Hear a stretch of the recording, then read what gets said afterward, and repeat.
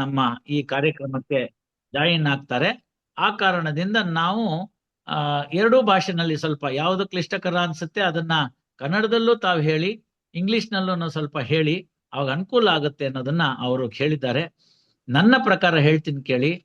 ನಿಮ್ಮ ನಿಮ್ಮ ಮಾತೃಭಾಷೆಯಲ್ಲೇ ಇಲ್ಲಿ ಥಿಂಕಿಂಗ್ ಆಗ್ತಕ್ಕಂಥದ್ದು, ನಮ್ಮ ಈ ಮೆದುಳಿನಲ್ಲಿ ಥಿಂಕಿಂಗ್ ಆಗ್ತಕ್ಕಂಥದ್ದು ನಮ್ಮ ಮಾತೃಭಾಷೆ.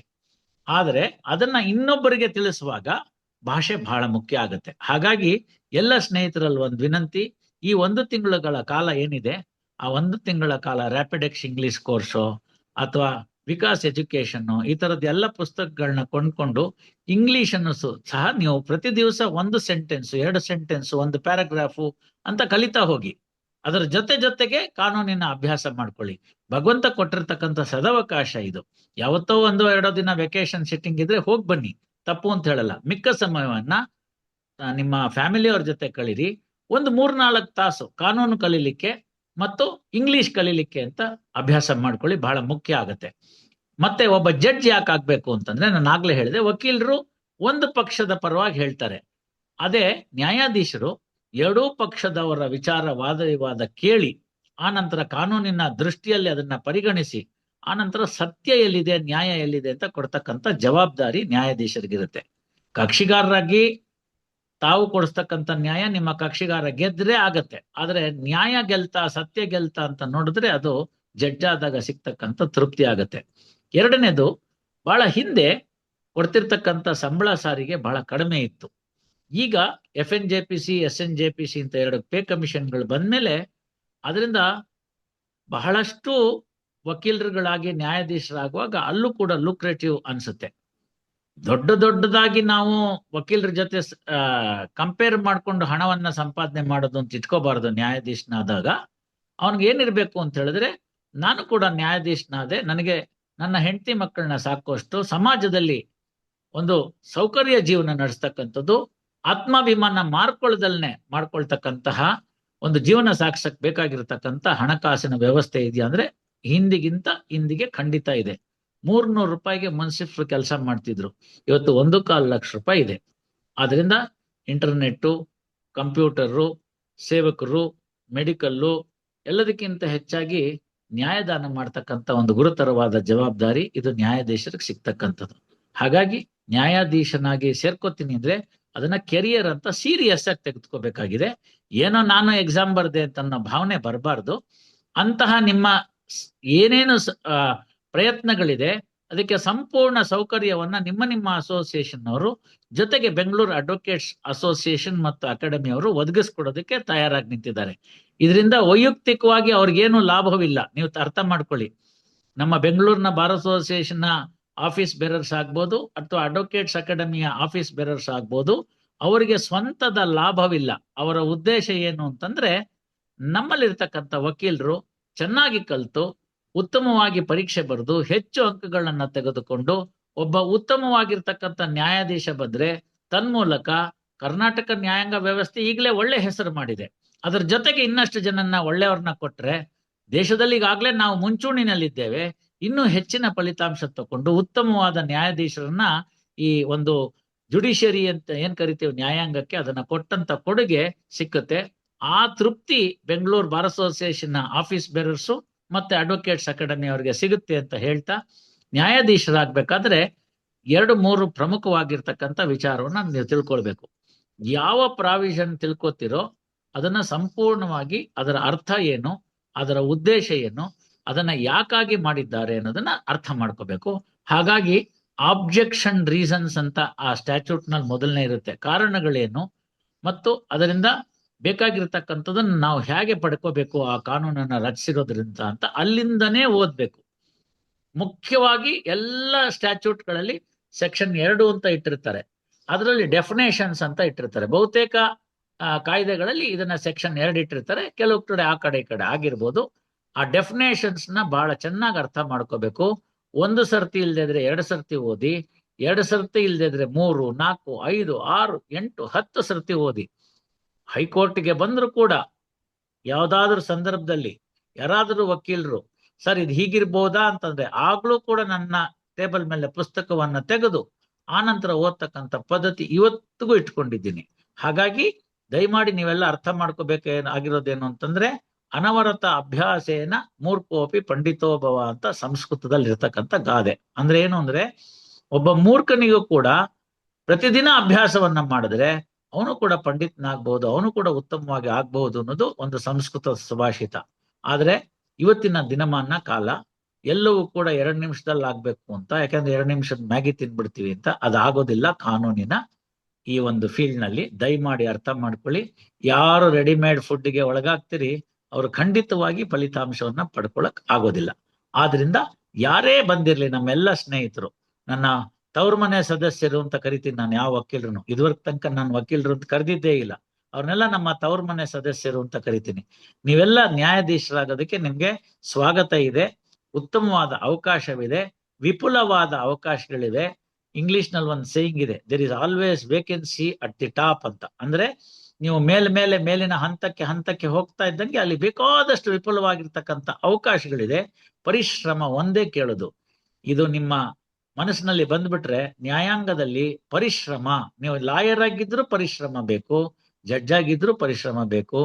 ಸೋಂಬೇರಿಗಳಿಗೆ ಅಥವಾ ಸಂತೆ ಹೊತ್ತಿಗೆ 3 ಮೊಳ ನೇಯ್ಕೊಂಡು ಬರ್ತೀನಿ ಅಂದ್ರೆ ನೀವು ಅವತ್ತೊಂದ್ ದಿವಸದ ಮಟ್ಟಿಗೆ ಯಶಸ್ಸನ್ನ ತಗೋಬಹುದೇ ಹೊರತು ಅದು ಎಲ್ಲವಾಗ್ಲೂ ಆಗಲ್ಲ. ಹೊಡೆದಂತ ಎಲ್ಲ ಬಾಲು ಸಿಕ್ಸರ್ಗೆ ಹೋಗುವಂಗಿದ್ರೆ 20 ಓವರ್ಗೆ 20 ಇಂಟು 6 ಆಗ್ಬೇಕು, 36 ಇಂಟು 20 ಆಗ್ಬೇಕು. ಯಾವ ಟೀಮ್ ಅಷ್ಟು ಮಾಡಕ್ಕಾಗಿದೆ? ಆದ್ರಿಂದ ಅವೆಲ್ಲ ಸಾಧ್ಯವಿಲ್ಲ. ನೀವು ಪ್ರತಿಯೊಂದು ಬಾಲ್ಗೂ ಸಿಕ್ಸರ್ ಹೊಡಿತೀನಿ ಅಂತ ಮನಸ್ಸು ಮಾಡ್ಕೊಂಡ್ರೆ ಕೊನೆ ಪಕ್ಷ 1 ರನ್ ಆದ್ರೂ ಬರುತ್ತೆ. ಹಾಗೆ ಒಂದು ನ್ಯಾಯಾಂಗದ ಪರೀಕ್ಷೆಯನ್ನ ತೆಗೆದುಕೊಂಡು ನ್ಯಾಯಾಧೀಶರಾಗ್ಬೇಕು ಅನ್ನೋ ಉದ್ದೇಶವನ್ನ ಇಟ್ಕೊಂಡಿರ್ತಕ್ಕಂಥವ್ರಿಗೆ ಪ್ರಮುಖವಾಗಿ ಈ ವಿಚಾರ ಮನದಟ್ಟಾಗ್ಬೇಕು. ದಿನಕ್ಕೊಂದು ಪ್ರಾವಿಷನ್ ಓದ್ಬೇಕು, ಓದಿದ ನಂತರ ಅದನ್ನ ಮನನ ಮಾಡ್ಬೇಕು. ಮನನ ಮಾಡಿದ ನಂತರ ನಾಳೆ ಬೆಳಗ್ಗೆ ಆ ಪ್ರಾವಿಷನ್ ಬಗ್ಗೆ ಯಾರೇ ಕೇಳಿದ್ರು ಕೂಡ ನಿಮ್ಗೆ ಖಚಿತತೆಯಿಂದ ಇಂಥದೇ ಉತ್ತರ ಕೊಡುತ್ತೆ ಅನ್ನೋದನ್ನ ಹೇಳ್ತಕ್ಕಂಥದ್ದಾಗ್ಬೇಕು. ಸಮಯ ಯಾರ ಕೈಯಲ್ಲೂ ಇಲ್ಲ. ನನ್ನಿಂದ ಹಿಡಿದು, ನಮ್ಮ ಚಾಲಕನಿಂದ ಹಿಡಿದು, ನಮ್ಮ ಕೋರ್ಟಿನ ಜವಾನನಿಂದ ಹಿಡಿದು ಟ್ರಂಪ್ ವರ್ಗೂ ಇರ್ತಕ್ಕಂಥದ್ದು 24 ಗಂಟೆ ಮಾತ್ರ. ಅದರಲ್ಲಿ ಮಾತ್ರ ಆರ್ಟಿಕಲ್ 14 ಈಕ್ವಾಲಿಟಿ. ಟ್ರಂಪ್ಗೂ 1 ಸೆಕೆಂಡ್ ಹೆಚ್ಚಿಗೆ ಸಿಕ್ಕೋದಿಲ್ಲ, ನನಗೂ ಸಿಕ್ಕೋದಿಲ್ಲ, ನಿಮ್ಗೂ ಸಿಕ್ಕೋದಿಲ್ಲ. ಅದೊಂದ್ರಲ್ಲಿ ಮಾತ್ರ ಆರ್ಟಿಕಲ್ 14 ಇದೆ, ಮಿಕ್ಕಿದ ಕಡೆ ಎಲ್ಲೂ ಇಲ್ಲ. ಇದು ಬಿಟ್ರೆ ಇನ್ನೊಂದ್ರಲ್ಲಿ ಇರ್ತಕ್ಕಂಥದ್ದು ಅಂದ್ರೆ ಸಾವು. ಇವೆರಡು ಬಿಟ್ಬಿಟ್ರೆ ಇನ್ಯಾರಿಗೂ ಸಿಕ್ಕೋದಿಲ್ಲ. ಇದ್ದಾಗ ಹೇಗಿದ್ದಿ ಅನ್ನೋದು ಮುಖ್ಯ ಆಗತ್ತೆ. ಆ ಕಾರಣದಿಂದ ಚೆನ್ನಾಗಿ ಓದ್ಬೇಕು, ಪರಿಶ್ರಮ ಇರಬೇಕು, ಆಬ್ಜೆಕ್ಷನ್ ರೀಸನ್ಸ್ ಇಂದ ಪ್ರಾರಂಭ ಮಾಡ್ಬೇಕು, ಸೆಕ್ಷನ್ ಓದ್ಬೇಕು, ಅರ್ಥವಾಗದೇ ಇದ್ರೆ 2ನೇ ಸರ್ತಿ 3ನೇ ಸರ್ತಿ ಓದ್ಬೇಕು.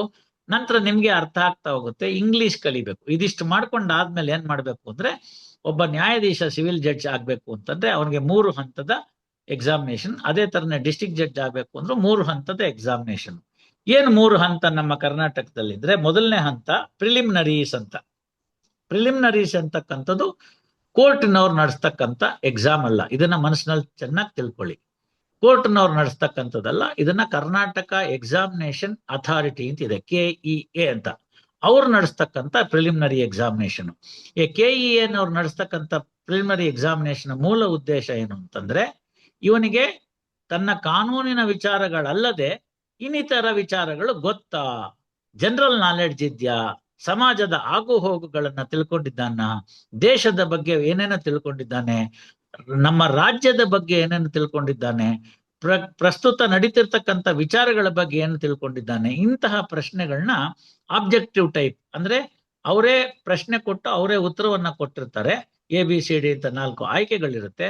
ಅದನ್ನ ನೀವು ಆ ಪ್ರಶ್ನೆಯನ್ನ ಅರ್ಥ ಮಾಡ್ಕೊಂಡು ಅದಕ್ಕೆ ಉತ್ತರ ಕೊಟ್ರೆ, ಅದರಲ್ಲಿ ನಂಬರ್ನ ರಿಕ್ವಿಸಿಟ್ ನಂಬರ್ ಬಂತು ಅಂತಂದ್ರೆ ನೀವು ನೆಕ್ಸ್ಟ್ ಮೇನ್ ಎಕ್ಸಾಮಿನೇಷನ್ ಹಂತಕ್ಕೆ ಬರ್ತೀರಿ. ಆ ಮೇನ್ ಎಕ್ಸಾಮಿನೇಷನ್ ಬಂದಾಗ ಅಲ್ಲಿ ಕಾನೂನಿನ ಪ್ರಶ್ನೆಗಳಿರುತ್ತೆ. ಅಲ್ಲಿ ಕಾನೂನಿನ ಪ್ರಶ್ನೆಗಳನ್ನ ಬೇಕಾದಂತಹ, ಏನು ಬಹಳ ದೊಡ್ಡ ಕಠಿಣವಾಗಿರ್ತಕ್ಕಂಥದ್ದು ಕೇಳಲ್ಲ. ಸಿವಿಲ್ ಜಡ್ಜಿಗೆ ಎಕ್ಸಾಮಿನೇಷನ್ ಬೇಕಾಗಿರ್ತಕ್ಕಂಥದ್ದಕ್ಕೆ ಅದನ್ನ ಪ್ರಶ್ನೆ ಕೇಳ್ತಾರೆ. ಡಿಸ್ಟ್ರಿಕ್ಟ್ ಜಡ್ಜಿಗೆ ಬರ್ಬೇಕಾಗಿರ್ತಕ್ಕಂಥದ್ದು ಅದರ ಪ್ರಶ್ನೆಗಳನ್ನ ಕೇಳ್ತಾರೆ. ಬಹುತೇಕರು ಏನ್ ಮಾಡ್ತಾರೆ, 2 ಪರೀಕ್ಷೆ ತೆಗೆದುಕೊಂಡಿರ್ತಾರೆ. ಸಿವಿಲ್ ಜಡ್ಜ್ ಅಲ್ಲೇ ನೀವು ತೇರ್ಗಡೆ ಆಗದೆ ಇದ್ರೆ ಡಿಸ್ಟ್ರಿಕ್ಟ್ ಜಡ್ಜ್ ಎಕ್ಸಾಮಿನೇಷನ್ ಹ್ಯಾಕ್ ತೇರ್ಗಡೆ ಆಗ್ತೀರಿ?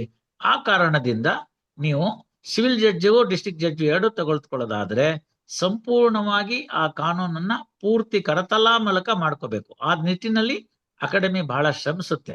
ನೀವು ಅಲ್ಲಿ ಬಂದು ನಿಮ್ಮ ಕೇಸಿನ ಪ್ರಶ್ನೆಗಳನ್ನ ಕೇಳಿದ್ರೆ ಆ ರಿಸೋರ್ಸ್ ಪರ್ಸನ್ ಏನ್ ಉತ್ತರ ಕೊಡಕ್ಕಾಗತ್ತೆ? ಆದ್ರಿಂದ ಅದು ಹಾಗಲ್ಲ. ಅಲ್ಲಿ ಕೇವಲ ವಿಷಯದ ಬಗ್ಗೆ ಮಾತ್ರ ಕೇಳಬೇಕು.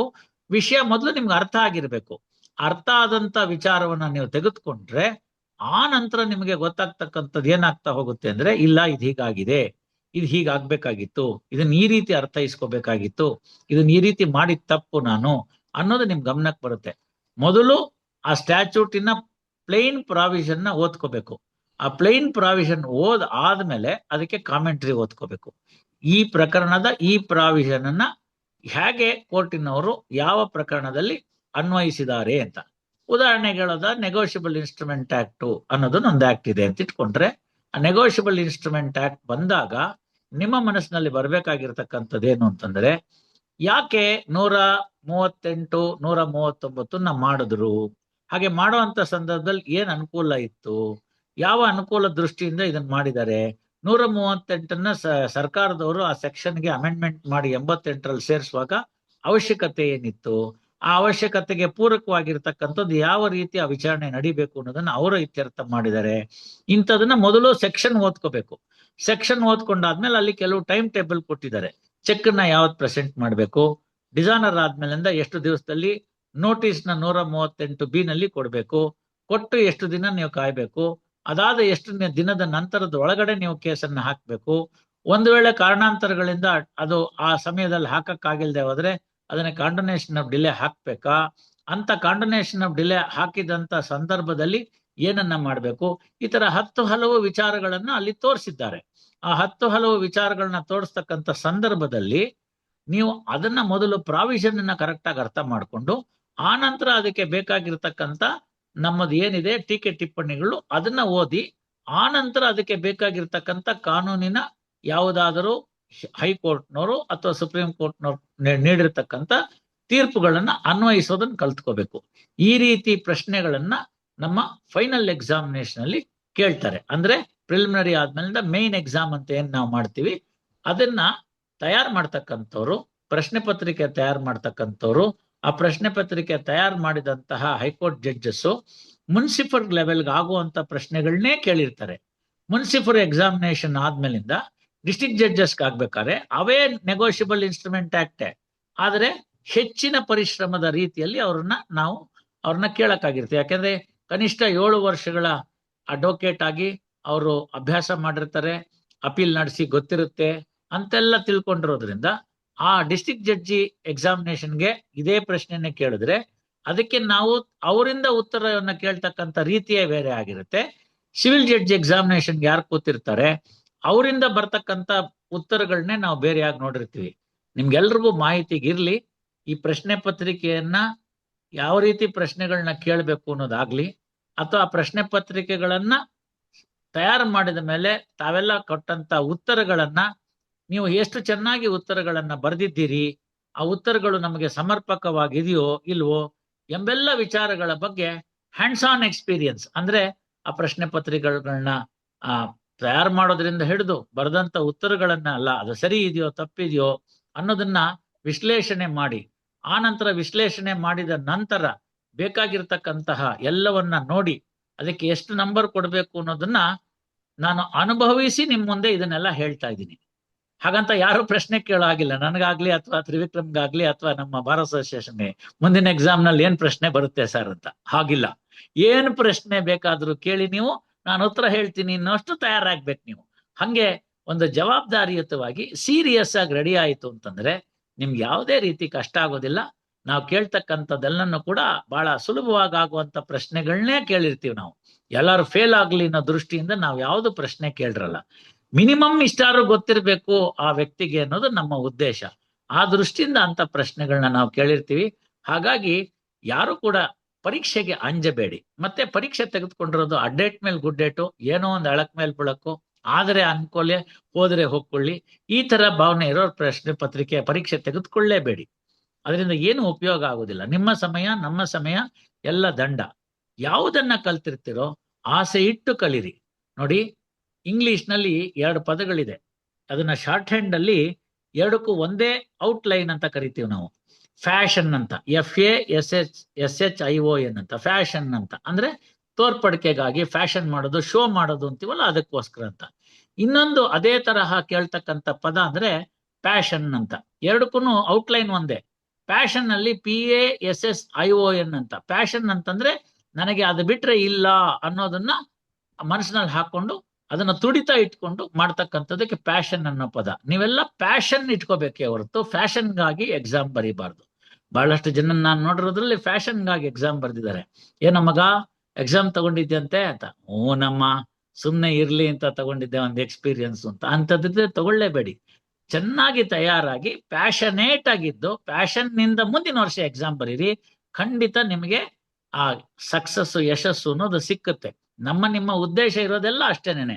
ಆ ಸಬ್ಜೆಕ್ಟ್ ಬಗ್ಗೆ ಹೇಳುವಂತ ಸಂದರ್ಭ ಬಂದಾಗ ಆ ವಿಷಯವನ್ನ ಇನ್ನೊಂದು ಅನುಕೂಲವಾದಂತ ಸಮಯದಲ್ಲಿ ಇನ್ನೊಂದು ದಿವಸ ಒಂದು ವಿಶೇಷವಾದ ವಿಷಯವನ್ನೇ ತೆಗೆದುಕೊಂಡು ನಾನಾಗ್ಲಿ ಇನ್ನಿತರ ರಿಸೋರ್ಸ್ ಪರ್ಸನ್ಸ್ ಆಗ್ಲಿ ಬಂದು ನಿಮ್ಗೆ ಹೇಳ್ತಾರೆ. ಅದನ್ನ ನಮ್ಮ ಅಡ್ವೊಕೇಟ್ಸ್ ಅಕಾಡೆಮಿ ಮಾಡ್ತಾ ಇದೆ. ಅಡ್ವೊಕೇಟ್ ಅಸೋಸಿಯೇಷನ್ ಅವರು ಕೂಡ ಆಫೀಸ್ ಬೇರರ್ಸು ನಮ್ಮ ಹತ್ರ ಎಲ್ಲ ಬಂದು ನಮ್ಮ ಸಮಯ ಕೇಳ್ತಾರೆ, ಕಾಡ್ತಾರೆ. ನಿಜವಾಗ್ಲೂ ಹೇಳ್ಬೇಕು ಅಂತಂದ್ರೆ ಬೇಜಾರು ತಿಳ್ಕೊಬಾರ್ದು.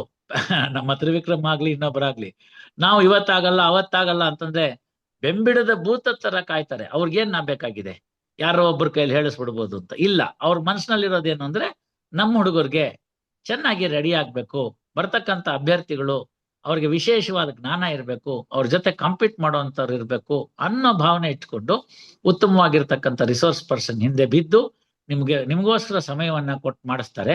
ಆದ್ರಿಂದ ನೀವೆಲ್ಲ ಕೂಡ ಅದನ್ನ ಸಂಪೂರ್ಣ ತಯಾರಿ ಮಾಡ್ಕೊಳ್ಳಿ.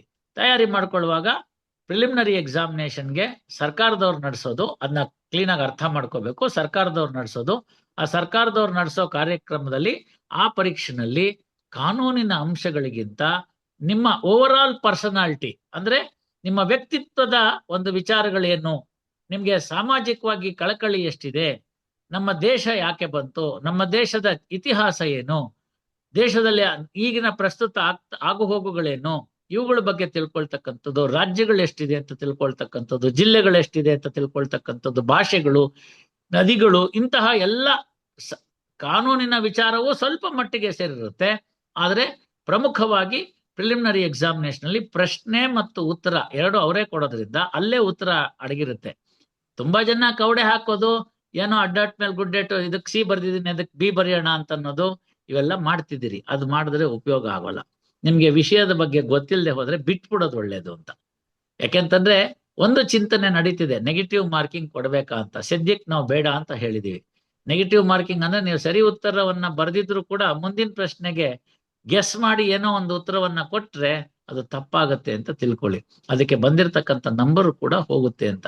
ಹಾಗಾಗಿ ಪ್ರಿಲಿಮಿನರಿ ಎಕ್ಸಾಮಿನೇಷನ್ ಅಲ್ಲಿ ನಿಮ್ಗೆ ಬೇಕಾಗಿರ್ತಕ್ಕಂಥದ್ದು ಈಗಿನ ಆಗು ಹೋಗುಗಳ ವಿಚಾರ. ಅದಕ್ಕೆ ಬೇಕಾದಷ್ಟು ಪುಸ್ತಕಗಳಿದೆ ಜನರಲ್ ನಾಲೆಡ್ಜ್ ಸಂಬಂಧಪಟ್ಟಿದ್ದು, ಅವುಗಳನ್ನ ಓದ್ಕೊಳ್ಳಿ. ಈಗ ಯೂಟ್ಯೂಬ್ ಅಲ್ಲಿ ಅದಕ್ಕೆ ಬೇಕಾಗಿರ್ತಕ್ಕಂಥ ಬಹಳಷ್ಟು ವಿಚಾರಗಳನ್ನ ತಿಳಿಸ್ಕೊಟ್ಟಿದ್ದಾರೆ, ಅದನ್ನ ಓದ್ಕೊಳ್ಳಿ. ಪ್ರತಿ ದಿವಸ ವೃತ್ತಪತ್ರಿಕೆ ಓದಿ. ಈ ಮೊಬೈಲ್ ಬಂದ್ಮೇಲೆ ನಮಗ್ ತಾಪತ್ರ ಏನಾಗಿದೆ ಅಂದ್ರೆ ಮನೆಗೆ ಪೇಪರ್ ತರದೇ ನಿಲ್ಸ್ಬಿಟ್ಟಿದ್ದಾರೆ ಎಷ್ಟೋ ಜನ. ಇವತ್ತಿಗೂ ನಮ್ಮ ಮನೆಗೆ 3 ಪೇಪರ್ ಬರುತ್ತೆ, ಇಂಗ್ಲಿಷ್ ಒಂದು, ಕನ್ನಡದ್ದು 2 ಅಂತ. ನಾನು ಇಂಗ್ಲಿಷ್ ಪೇಪರ್ನ ಬೆಳಗ್ಗೆ ಓದಕ್ ಸಮಯ ಇರಲ್ಲ ಅಂತ ವಾಪಸ್ ಮನೆಗೆ ಬಂದ್ಮೇಲೆ ಓದ್ತೀನಿ. ಕನ್ನಡ ಪೇಪರ್ ಮಾತ್ರ ಎಷ್ಟೇ ಸಮಯ ಇದ್ರು ಕೊನೆ ಪಕ್ಷ ಕಾರ್ನಲ್ಲಾದ್ರೂ ಸರಿ ಓದ್ಕೊಂಡ್ಬಿಡ್ತೀನಿ ನಾನು. ನಂದೊಂದು ಅಭ್ಯಾಸ ಅದು, ವೃತ್ತಪತ್ರಿಕೆ ಓದ್ತಕ್ಕಂಥದ್ದೊಂದು. ವೃತ್ತಪತ್ರಿಕೆಯನ್ನ ಓದಿ ನಂತರ ಬಹಳಷ್ಟು ನಮ್ಮ ಅಡ್ವೊಕೇಟ್ ಅಸೋಸಿಯೇಷನ್ ಇಂದನೇ ಒಂದು ಪತ್ರಿಕೆಯನ್ನ ಹೊರಡಿಸ್ತಾ ಇದ್ದಾರೆ, ಅದನ್ನ ನೋಡಿ. ಅದೇ ರೀತಿ ಬೇರೆ ಬೇರೆ ಅಸೋಸಿಯೇಷನ್ ಅಲ್ಲೂ ಕೂಡ ಅದನ್ನ ಮಾಡ್ತಾ ಇದ್ದಾರೆ, ಅದನ್ನ ನೋಡಿ. ಪ್ರತಿ ದಿವಸ ಮಲ್ಗಕ್ ಮುಂಚೆ ಲೈವ್ ಲಾ ಮತ್ತು ಬಾರ್ ಅಂಡ್ ಬೆಂಚು ಇವೆರಡನ್ನ ನೀವು ಒಂದು ಅಟ್ಲೀಸ್ಟ್ ಹೆಡ್ಲೈನ್ಸ್ ಅಂತ ನೋಡಿ. ಯಾರು ನನ್ನ ಕೋರ್ಟಿಗೆ ಬರ್ತಾರೋ ಅವ್ರಿಗೆಲ್ಲ ಸೋಜಿಗ ಅನ್ಸುತ್ತೆ. ನಿನ್ನೆ ದಿವಸ ತೀರ್ಮಾನ ಆಗಿರ್ತಕ್ಕಂಥ ಸುಪ್ರೀಂ ಕೋರ್ಟ್ ರೂಲಿಂಗ್ ನಾನು ಇವತ್ತಿನ ದಿವಸ ಆಲ್ರೆಡಿ ನಮ್ಮ ಒಂದು ಕೇಸಿಗೆ ಹಾಕಿ ಅಪ್ಲೈ ಮಾಡ್ಬಿಟ್ಟು ವಕೀಲರೇ ಇದ್ ನೋಡ್ಕೊಂಡ್ ಬನ್ನಿ ಅಂತೀನಿ. ಪ್ರಾಸಿಕ್ಯೂಟರ್ ಓದ್ಕೊಂಡ್ ಬಂದಿರಲ್ಲ, ಆರ್ಗ್ಯೂಯಿಂಗ್ ಕೌನ್ಸಿಲ್ ಓದ್ಕೊಂಡ್ ಬಂದಿರಲ್ಲ, ಕೊನೆ ಪಕ್ಷ ನಮ್ಗೊಬ್ರು ಲಾ ಕ್ಲರ್ಕ್ ಅಂತ ಕೊಟ್ಟಿರ್ತಾರೆ, ಅವರು ಕೂಡ ಓದ್ಕೊಂಡ್ ಬಂದಿರಲ್ಲ. ಹಾಗಾಗಿ ಅವ್ರು ಯಾರು ಓದ್ದೇ ಇದ್ರು ಕೂಡ ನಾನು ಓದ್ಕೊಂಡ್ ಬಂದಿರ್ತೀನಿ. ಮಲ್ಗೋಕ್ ಮುಂಚಿತವಾಗಿ ದೇವ್ರ ಸ್ತೋತ್ರ ಹೇಳೋರ ಅಭ್ಯಾಸ ಇದ್ರೆ ದೇವ್ರ ಸ್ತೋತ್ರನ ಕೊನೆಗಿಟ್ಕೊಳ್ಳಿ. ಮೊದಲು live law bar and bench 5 ನಿಮಿಷನಾದ್ರು ಕಣ್ಣಾಡಿಸ್ಬಿಟ್ಟು ಪ್ರಸ್ತುತ ಆಗು ಹೋಗುಗಳು ಸುಪ್ರೀಂ ಕೋರ್ಟ್ ನಲ್ಲಿ ಏನ್ ನಡೀತಿದೆ ಅದನ್ನ ಗಮನಕ್ಕೆ ತೆಗೆದುಕೊಳ್ಳಿ. ಸರ್ ಬಗ್ಗೆ ವೆಸ್ಟ್ ಬೆಂಗಾಲ್ ನಲ್ಲಿ ಆಗಿರ್ತಕ್ಕಂಥದ್ದಕ್ಕೆ ಸುಪ್ರೀಂ ಕೋರ್ಟ್ ನವ್ರು ಯಾವ ರೀತಿ ಮಾಡಿದ್ರು, ಮತ್ತೆ ಈ ರೀಸೆಂಟ್ ಆಗಿ ಆ ವ್ಯಕ್ತಿಗೆ ಆ ಅಸ್ಸಾಮಿನ ಮುಖ್ಯಮಂತ್ರಿಗಳ ಹೆಂಡತಿ ವಿಷಯಕ್ಕೆ ಬಂದಂತ ಡಿಫಮೇಷನ್ ಕೇಸಿಗೆ ಏನಾಯ್ತು ಅಂತ ನನಗಾಗ್ಲೇ ಗೊತ್ತಿದೆ. ಅವನಿಗೆ ಹೈಕೋರ್ಟ್ ನಲ್ಲಿ ಬೇಲ್ ರಿಜೆಕ್ಟ್ ಆಯ್ತು, ಇವತ್ತು ಸುಪ್ರೀಂ ಕೋರ್ಟ್ ಅಲ್ಲಿ ಬೇಲ್ ಕೊಟ್ಟಿದ್ದಾರೆ ಅಂತ. ಇವತ್ತು ಮಧ್ಯಾಹ್ನ ಆಗಿರ್ತಕ್ಕಂಥದ್ದು ನಾನು ಆಲ್ರೆಡಿ ಅದನ್ನ ತಿಳ್ಕೊಂಡ್ಬಿಟ್ಟಿದ್ದೀನಿ. ಆಂಟಿಸಿಪೇಟರಿ ಬೇಲ್ ಅನ್ನು ಕೊಟ್ಟಿದ್ದಾರೆ ಅಂತಕ್ಕಂಥದ್ದನ್ನ. ಅದನ್ನ ನೀವು ಮನಸ್ಸಿನಲ್ಲಿ ಹಾಕೋಬೇಕು, ಪ್ರತಿ ದಿವಸ ನೋಡ್ಕೋಬೇಕು. ಕನಿಷ್ಠ ಪಕ್ಷ ಪ್ರಮುಖ ಪ್ರಕರಣಗಳ ಬಗ್ಗೆ ನಿಮ್ಗೆ ಆಗ ಅರಿವಿರುತ್ತೆ. ಅದನ್ನ ಒಂದ್ ನಿಮಿಷ ಕಣ್ಣಾಡಿಸ್ಬೇಕು. ಈ ರೀತಿ ಪ್ರತಿ ದಿವಸ ಕ್ಷಣಚ ವಿದ್ಯಾಮರ್ಥಂಚ ಸಾಧಯೇತ್ ಅಂತ ಸಂಸ್ಕೃತದ ಸುಭಾಷಿತ. ಅದರ ಅರ್ಥ ಏನು ಅಂತಂದ್ರೆ ವಿದ್ಯೆಯನ್ನ ಪ್ರತಿ ಕ್ಷಣ ಕಲಿಬೇಕು ಅಂತ. ಒಂದೊಂದು ಸೆಕೆಂಡ್ ಹೋಗಿತ್ತು ಅಂತಂದ್ರೆ ನಿಮ್ಗೆ ಆ ಸಮಯ ವಾಪಸ್ ಬರೋದಿಲ್ಲ, ನನ್ಗೂ ಬರೋದಿಲ್ಲ, ನಿಮಗೂ ಬರೋದಿಲ್ಲ. ಹಾಗಾಗಿ ಪ್ರತಿ ಕ್ಷಣ ವಿದ್ಯೆಯನ್ನ ಕಲಿಬೇಕು. ದುಡ್ಡನ್ನ ರೂಪಾಯಾಗಿ ಕೂಡ ಹಾಕ್ಬೇಕು. ಯಾವುದೋ ರೀತಿಯಲ್ಲಿ ಬಂದೆ ಅಂತ ದುಡ್ಡು ನಿಮ್ಮ ಹತ್ರ ನಿಲ್ಲೋದಿಲ್ಲ. ವಿದ್ಯೆ ಎಲ್ಲಾ ದುಡ್ಡು ನನ್ನಿಂದ ಹೋದ್ರೂ ಪರವಾಗಿಲ್ಲ, ವಿದ್ಯೆನ ಯಾರು ಕತ್ಕೊಳ್ಳಕ್ಕಾಗತ್ತೆ ನನ್ನಿಂದ? ನನ್ನ ಅಣ್ಣ ತಮ್ಮಂದ್ರು ಅದಕ್ಕೆ ಪಾರ್ಟಿಷನ್ ಸೂಟ್ ಹಾಕಿ ನನಗೆ 1/4 of the knowledge of Shrishananda should be given to us ಅಂತ ಕೇಳ್ತಾರೆ ನನ್ನ ತಮ್ಮಂದ್ರು. ಕೊಡಕ್ ಬರುತ್ತೇನು? ಇಲ್ಲ. ಕಳ್ಳ ನಮ್ಮ ಮನೆಗೆ ಬಂದು ಎಲ್ಲ ದೋಚ್ಕೊಂಡು ಹೋಗ್ಬೋದು. ನನ್ನ ತಲೆನಲ್ಲಿ ಇರ್ತಕ್ಕಂಥ ಜ್ಞಾನವನ್ನ ದೋಚ್ಕೊಂಡು ಹೋಗಕ್ಕಾಗತ್ತಾ? ಮೊಬೈಲ್ ಕಳ್ಕೊಬಹುದು, ಟ್ಯಾಬ್ ಕಳ್ಕೊಬಹುದು, ಪುಸ್ತಕಗಳೆಲ್ಲ ಸುಟ್ಟು ಹೋಗ್ಬಿಡ್ಬೋದು, ಏನೋ ಆಗ್ಬಿಡ್ಬೋದು. ಏನೇ ಆದ್ರೂ ನನ್ನ ತಲೆನಲ್ಲಿ ಇರ್ತಕ್ಕಂಥ ಪಾಯಿಂಟ್ ನ ಕಿತ್ಕೊಳಕ್ಕಾಗುತ್ತಾ? ಸ್ನೇಹಿತರೆ, ಒಂದರ್ಥ ಮಾಡ್ಕೊಳ್ಳಿ. ಎಂತ ಆರ್ಟಿಫಿಷಿಯಲ್ ಇಂಟೆಲಿಜೆನ್ಸ್ ಬಂದಿರ್ಲಿ, ಏನೇ ಬಂದಿರ್ಲಿ, ಇವತ್ತಿಗೂ ಕೂಡ ಮನುಷ್ಯನಿಗೆ ಇರತಕ್ಕಂಥದ್ದು ಇನ್ಪುಟ್ ಮೆಥಡ್ ಅಂದ್ರೆ ಒಂದು ಶ್ರವಣ, ಕಿವಿಯಿಂದ ಕೇಳ್ತಕ್ಕಂಥದ್ದು, ಇನ್ನೊಂದು ಕಣ್ಣಿಂದ ನೋಡ್ತಕ್ಕಂಥದ್ದು ಅಂತ. ಅದಕ್ಕೆ ಹಿಂದಿನಲ್ಲಿ ಒಂದು ಗಾದೆ ಇದೆ, ಏಕ್ಲಿಕ್ನ ಸೌಭಕ್ನ ಅಂತ. 100 ಸರ್ತಿ ಬಾಯಲ್ಲಿ ಹೇಳೋದು ಒಂದೇ, ಒಂದ್ಸತಿ ಕೈಯಲ್ಲಿ ಬರೆಯೋದು ಒಂದೇ. ಆದ್ರಿಂದ ಕಂಪ್ಯೂಟ್ರು ಅವು ಇವು ಏನೇ ಬಂದಿರ್ಲಿ, ಕೈಯಲ್ಲಿ ಬರೆಯೋದನ್ನ ಕಲ್ತ್ಕೊಳ್ಳಿ. ಇವತ್ತಿಗೂ ಒಂದು ಲೈನ್ ಬರ್ಕೊಳ್ಳಿ. ಯಾಕೆಂದ್ರೆ ಕೈಯಲ್ಲಿ ನೀವು ಬರಿಬೇಕು ಅಂದ್ರೆ ಕಣ್ಣು, ಕಿವಿ, ತಲೆ 3 ಕೆಲಸ ಮಾಡಿ ಕೈಯಲ್ಲಿ ಆಮೇಲೆ ಬರೆಯಕ್ಕೆ ಹೇಳುತ್ತೆ. ಮಿದುಳು ಕೆಲಸ ಮಾಡುತ್ತೆ, ಕಣ್ಣು ನೋಡ್ತಿರುತ್ತೆ ಏನ್ ಬರೀತಿದಂತ, ಸ್ಪೆಲ್ಲಿಂಗ್ ಸರಿ ಇದೆ ಅಂತ ನೋಡುತ್ತೆ, ಅವ್ರು ಹೇಳಿದ ಡಿಕ್ಟೇಷನ್ ನಾವು ಬರಿತಿರ್ತೀವಿ, ಕಿವಿ ಕೇಳ್ಕೊಂಡಿರುತ್ತೆ. ಆದ್ದರಿಂದ ಬರೆಯೋದು ಬಹಳ ಮುಖ್ಯ ಆಗುತ್ತೆ. ಏಕ್ಲಿಕ್ನ ಸೌಭಕ್ನ ಅನ್ನೋದನ್ನ ಮನಸ್ಸಿನಲ್ಲಿ ಇಟ್ಕೊಳ್ಳಿ. ಓದಬೇಕು. ಓದಲ್ಲೇ ಬಂತು ಅಂತಂದ್ರೆ there is no shortcut. ಕಿವಿಲ್ ಕೇಳಿದ್ದು ಇವಾಗ ಕೇಳಿದ್ದು ಇನ್ನೊಂದು ಅರ್ಧ ಗಂಟೆಗೆ ಮರ್ತು ಹೋಗುತ್ತೆ. ಶ್ರವಣ ಮನಕ್ಕೆ ಆನಂದವೀವುದು ಅಂತ ಹೇಳ್ತಾರೆ. ಕೇಳುವಾಗ ಚೆನ್ನಾಗಿರುತ್ತೆ, ಇನ್ನು ಅರ್ಧ ಗಂಟೆ ಬಿಟ್ಟು ಹೇಳು ಅಂತಂದ್ರೆ ಮರ್ತು ಹೋಗಿದೆ ಅನ್ನುತ್ತೆ. ಹಾಗಾಗಿ ಕೇಳಿದ್ರೆ ಸಾಲಲ್ಲ, ಅದನ್ನ ಮನನ ಮಾಡ್ಬೇಕು. ಏನ್ ಹೇಳಿದ್ರು ಸಾಹೇಬ್ರು ಅಂತ ಮನನ ಮಾಡ್ಬೇಕು. ಮನನ ಮಾಡಿದ್ಮೇಲೆ ಅದನ್ನ ಬರ್ಕೋಬೇಕು, ಬರ್ದ್ಬೇಕು. ಏನ್ ನಿಮಗ್ ಮನ್ಸಿಗೆ ಬಂತು ಅದನ್ನ ಬರಿಬೇಕು. ತಪ್ಪಾಗಿದ್ರೆ ಆಮೇಲೆ ಪುಸ್ತಕ ತೆಗೆದು ಪುನಃ ಅದನ್ನ ನೋಡಿ ಸರಿಯಾದನ್ನ ಬರಿಬೇಕು. ಈ ರೀತಿ ಮಾಡ್ತಾ ಹೋದಾಗ ಏನಾಗುತ್ತೆ ಅಂತ ಹೇಳಿದ್ರೆ ನಿಮ್ ಮನಸ್ಸಿಗೆ ಯಾವ ರೀತಿಯಲ್ಲಿ ನಾವು ತಯಾರಾಗಿರ್ತೀವಿ ಅಂತಂದ್ರೆ, ನೀನ್ ಬೌನ್ಸರ್ ಆರು ಹಾಕು, ಗೂಗ್ಲಿನಾರು ಹಾಕು, ಏನಾದ್ರೂ ಹಾಕು, ನೀನ್ ಯಾವ ತರ ಬೌಲಿಂಗ್ ಮಾಡಿದ್ರು ನಾನ್ 6 ಹೊಡಿತೀನಿ ಅನ್ನೋ ಆತ್ಮವಿಶ್ವಾಸ ನಿಮಗ್ ಬರುತ್ತೆ. ಯಾವಾಗ ಆತ್ಮವಿಶ್ವಾಸ ನಿಮಗ್ ಬಂತು, ಇಡೀ ಪ್ರಪಂಚ ನಿಮ್ಮ ಕಂಟ್ರೋಲ್ಗೆ ಬಂದ್ಬಿಡುತ್ತೆ. ಯಾರು ಬರ್ಲಿ, ಸಚಿನ್ ತೆಂಡೂಲ್ಕರ್ ಅವ್ರನ್ನ ಒಂದ್ಸತಿ ಕೇಳ್ತಾರೆ, ಅಲ್ಲ ಸರ್ ನೀವು ನೋಡಿದ್ರೆ 4.25 ಅಡಿ ಇದೀರಿ, ಆ ಮಾಲ್ಕಮ್ ಮಾರ್ಷಲ್ ನೋಡಿದ್ರೆ 6 ಅಡಿ 3 ಇಂಚ್ ಇದಾನೆ, ಆ ವ್ಯಕ್ತಿ ಅಲ್ಲಿಂದ ಬಂದು ಬೌಲಿಂಗ್ ಹಾಕಿದ್ರೆ ಎಂತೆಂತ ದೊಡ್ಡ ದೊಡ್ಡ ವ್ಯಕ್ತಿಗಳೇ ಬಾಡಿ ಲೈನ್ ಬೌಲಿಂಗ್ ಅಂತ ಹೋಗ್ಬಿಟ್ಟಿದ್ದಾರೆ, ನಿಮ್ಗೆ ಮಾಲ್ಕಮ್ ಮಾರ್ಷಲ್ ಬೌಲಿಂಗ್ ನೋಡಿ ಹೆದರಿಕೆ ಆಗ್ಲಿಲ್ವಾ ಅಂತ ಕೇಳ್ತಾರೆ. ಆಗ ಸಚಿನ್ ತೆಂಡೂಲ್ಕರ್ಗೆ ಕೇವಲ ಇನ್ನೂ 17 ವರ್ಷ ಕೂಡ ತುಂಬಿರುವುದಿಲ್ಲ. ಅವನ ಪರವಾಗಿ ರಮಾಕಾಂತ್ ಅರ್ಚೇಕರ್ ಅಂತ ಅವರ ಕೋಚ್ ಸೈನ್ ಮಾಡಿಕೊಟ್ಟಿರ್ತಾರೆ ಇಂಟರ್ನ್ಯಾಷನಲ್ ಕ್ರಿಕೆಟ್ ಹೋದಾಗ. ಯೂಟ್ಯೂಬ್ ಅಲ್ಲಿ ಅದರ ಕ್ಲಿಪ್ಪಿಂಗ್ ಇದೆ, ನೀವು ನೋಡ್ಕೊಳ್ಳಿ ಹೋಗಿ, ಅವಾಗ ಗೊತ್ತಾಗತ್ತೆ. ಮಾಲ್ಕಮ್ ಮಾರ್ಷಲ್ ಹಾಕಿದಂತ ಚೆಂಡಿಗೆ ಸಚಿನ್ ತೆಂಡೂಲ್ಕರ್ ಧೈರ್ಯವಾಗಿ 6 ಹೊಡಿತಾರೆ. ಆ ಪ್ರಶ್ನೆಯನ್ನ ಅವನು ಆಮೇಲೆ ಮ್ಯಾಚ್ ಮುಗಿದ್ಮೇಲೆ ಕೇಳಿದ್ರೆ ತೆಂಡೂಲ್ಕರ್ ಅವ್ರು ಹೇಳಿದಂತ ಉತ್ತರ ನಮ್ಗೆಲ್ಲ ಒಂದ್ಸತಿ ಗೊತ್ತಾಗ್ಬೇಕು. ಏನ್ ಹೇಳಿದ್ರು ಅವರು ಅಂತಂದ್ರೆ, ನಾನು ಬೌಲರ್ನ ನೋಡೋದಿಲ್ಲ, ಯಾರು ಬೋಲ್ ಮಾಡ್ತಿದ್ದಾರೆ ಅಂತ ನೋಡೋದಿಲ್ಲ, ನಾನು ನೋಡೋದು ಬಾಲ್ ಹೆಂಗ ಬಂತು ಅದನ್ನ ನಾನು ಹೆಂಗ್ ಆಡ್ಬೇಕು ಅಂತ. ಹಾಗೆ ನೀವು ಕೊಡ್ತಕ್ಕಂಥದ್ದು ಕರ್ನಾಟಕ ಈ ಎಕ್ಸಾಮಿನೇಷನ್ ಸೆಂಟರ್ ಯಾರು ಮಾಡ್ಲಿ, ಹೈಕೋರ್ಟ್ ಯಾರು ಪ್ರಶ್ನೆ ಕೇಳಲಿ, ಪ್ರಪಂಚದಲ್ಲಿ ಯಾರು ಬೇಕಾದ್ರೂ ಪ್ರಶ್ನೆ ಕೇಳಿ, ಆ ಪ್ರಶ್ನೆಗೆ ನಾನ್ ಕೊಡ್ತಕ್ಕಂಥ ಉತ್ತರ ಸರಿಯಾಗಿದೆ ಅಂತಕ್ಕಂಥದ್ದು ಮನದಟ್ಟಾಗ್ಬೇಕು. ನಾನ್ ಕೊಡ್ತಕ್ಕಂಥ ಉತ್ತರ ಸರಿ ಇದೆ ಅಂತಂದ್ರೆ ನಿಮಗೆ ಖಚಿತತೆ ಬಂದಿದೆ ಅಂತ. ಆ ಖಚಿತತೆ ಬರೋದು ಯಾವಾಗ ಅಂದ್ರೆ ನೀವು ಚೆನ್ನಾಗಿ ತಯಾರಾಗಿದ್ದಾಗ ಮಾತ್ರ. ಇಲ್ದಿದ್ರೆ ಎಕ್ಸಾಮಿನೇಷನ್ ದಿನ ಭಯ ಆಗುತ್ತೆ. ಅನ್ಯ ಮಾರ್ಗಗಳಿಂದ ನೀವು ಸಂಪಾದನೆ ಮಾಡಿದ ದುಡ್ಡು ನಿಮ್ಗೆ ಉಳಿಯಲ್ಲ. ದುಡ್ಡೇ ಉಳಿದಿದ್ಮೇಲೆ ಇನ್ನು ವಿದ್ಯೆ ಉಳಿಯುತ್ತಾ? ಖಂಡಿತ ಇಲ್ಲ. ಹಾಗಾಗಿ ಪರಿಶ್ರಮ ಒಂದೇ ಮಾರ್ಗ. ಪ್ರತಿ ದಿವಸ ಒಂದು ಪುಸ್ತಕ ತೆಗೆದುಕೊಳ್ಳಿ, ಓದಿ. ನಮ್ಮ ಅಡ್ವೊಕೇಟ್ ಅಸೋಸಿಯೇಷನ್ ಲೈಬ್ರರಿ ಚೆನ್ನಾಗಿ ಮಾಡಿದ್ದಾರೆ, ಅಲ್ಲಿ ಬಂದು ಕೂತ್ಕೊಳ್ಳಿ, ಬೇಕಾದನ್ನು ತಿಳ್ಕೊಳ್ಳಿ. ನಿಮ್ಮೆಲ್ಲರ ಮೊಬೈಲ್ಗಳಲ್ಲಿ ಇವತ್ತು ಆ್ಯಪ್ ಇದೆ, ಅದನ್ನು ಹಾಕ್ಕೊಳ್ಳಿ, ಅದನ್ನು ಓದ್ಕೊಳ್ಳಿ. ಪುಸ್ತಕವನ್ನ ತೆಗೆದು ಓದೋದು ಬಹಳ ಚೆನ್ನಾಗಿರುತ್ತೆ. ಮೊಬೈಲ್ ನಲ್ಲಿ ಓದ್ಬೇಕಾದ್ರೆ ಡಿಸ್ಟ್ರಾಕ್ಷನ್ಸ್ ಜಾಸ್ತಿ. ಪುಸ್ತಕದಲ್ಲಿ ಓದಿ, ಪುಸ್ತಕದಲ್ಲಿ ಓದಿದ್ದನ್ನ ಮಸ್ತಕದಲ್ಲಿ ಇಟ್ಕೊಳ್ಳಿ, ಅದನ್ನ ರೀಪ್ರೊಡ್ಯೂಸ್ ಮಾಡಿ ಬರವಣಿಗೆ. ಆವಾಗ ತಾನಾಗೆ ನಿಮ್ಗೆ ಎಲ್ಲ ಪ್ರಾವಿಷನ್ ಬಗ್ಗೆ ಖಚಿತತೆ ಬರುತ್ತೆ. ಹೀಗೆ ಮಾಡ್ಕೊಂಡಾಗ ಮೇನ್ ಎಕ್ಸಾಮ್ ಅಥವಾ ಫೈನಲ್ ಎಕ್ಸಾಮ್ ಅಂತ ಏನ್ ಬರೀತೀರಿ ಅದು ಕೂಡ ಸುಲಭವಾಗಿ ನೀವು ಪಾಸ್ ಮಾಡ್ಬೋದು. ಅದನ್ನ ಮಾಡೋದಾದ್ಮೇಲಿಂದ ಅಲ್ಲಿ ಒಂದ್ ಪೇಪರ್ ಇದೆ, ಅದೇನು ಅಂದ್ರೆ ಟ್ರಾನ್ಸ್ಲೇಷನ್ ಅಂತ. ಈ ಟ್ರಾನ್ಸ್ಲೇಷನ್ ಪೇಪರ್ ನಲ್ಲಿ ಬಹಳಷ್ಟು ನಮ್ಮ ಸ್ನೇಹಿತರು ಪಾಸ್ ಮಾಡಕ್ ಆಗ್ತಾ ಇಲ್ಲ. ಇದೊಂದು ಭಾಗವನ್ನ ಹೇಳಿ ಇವತ್ತಿನ ಒಂದು ಉಪನ್ಯಾಸವನ್ನ ನೋಡೋಣ.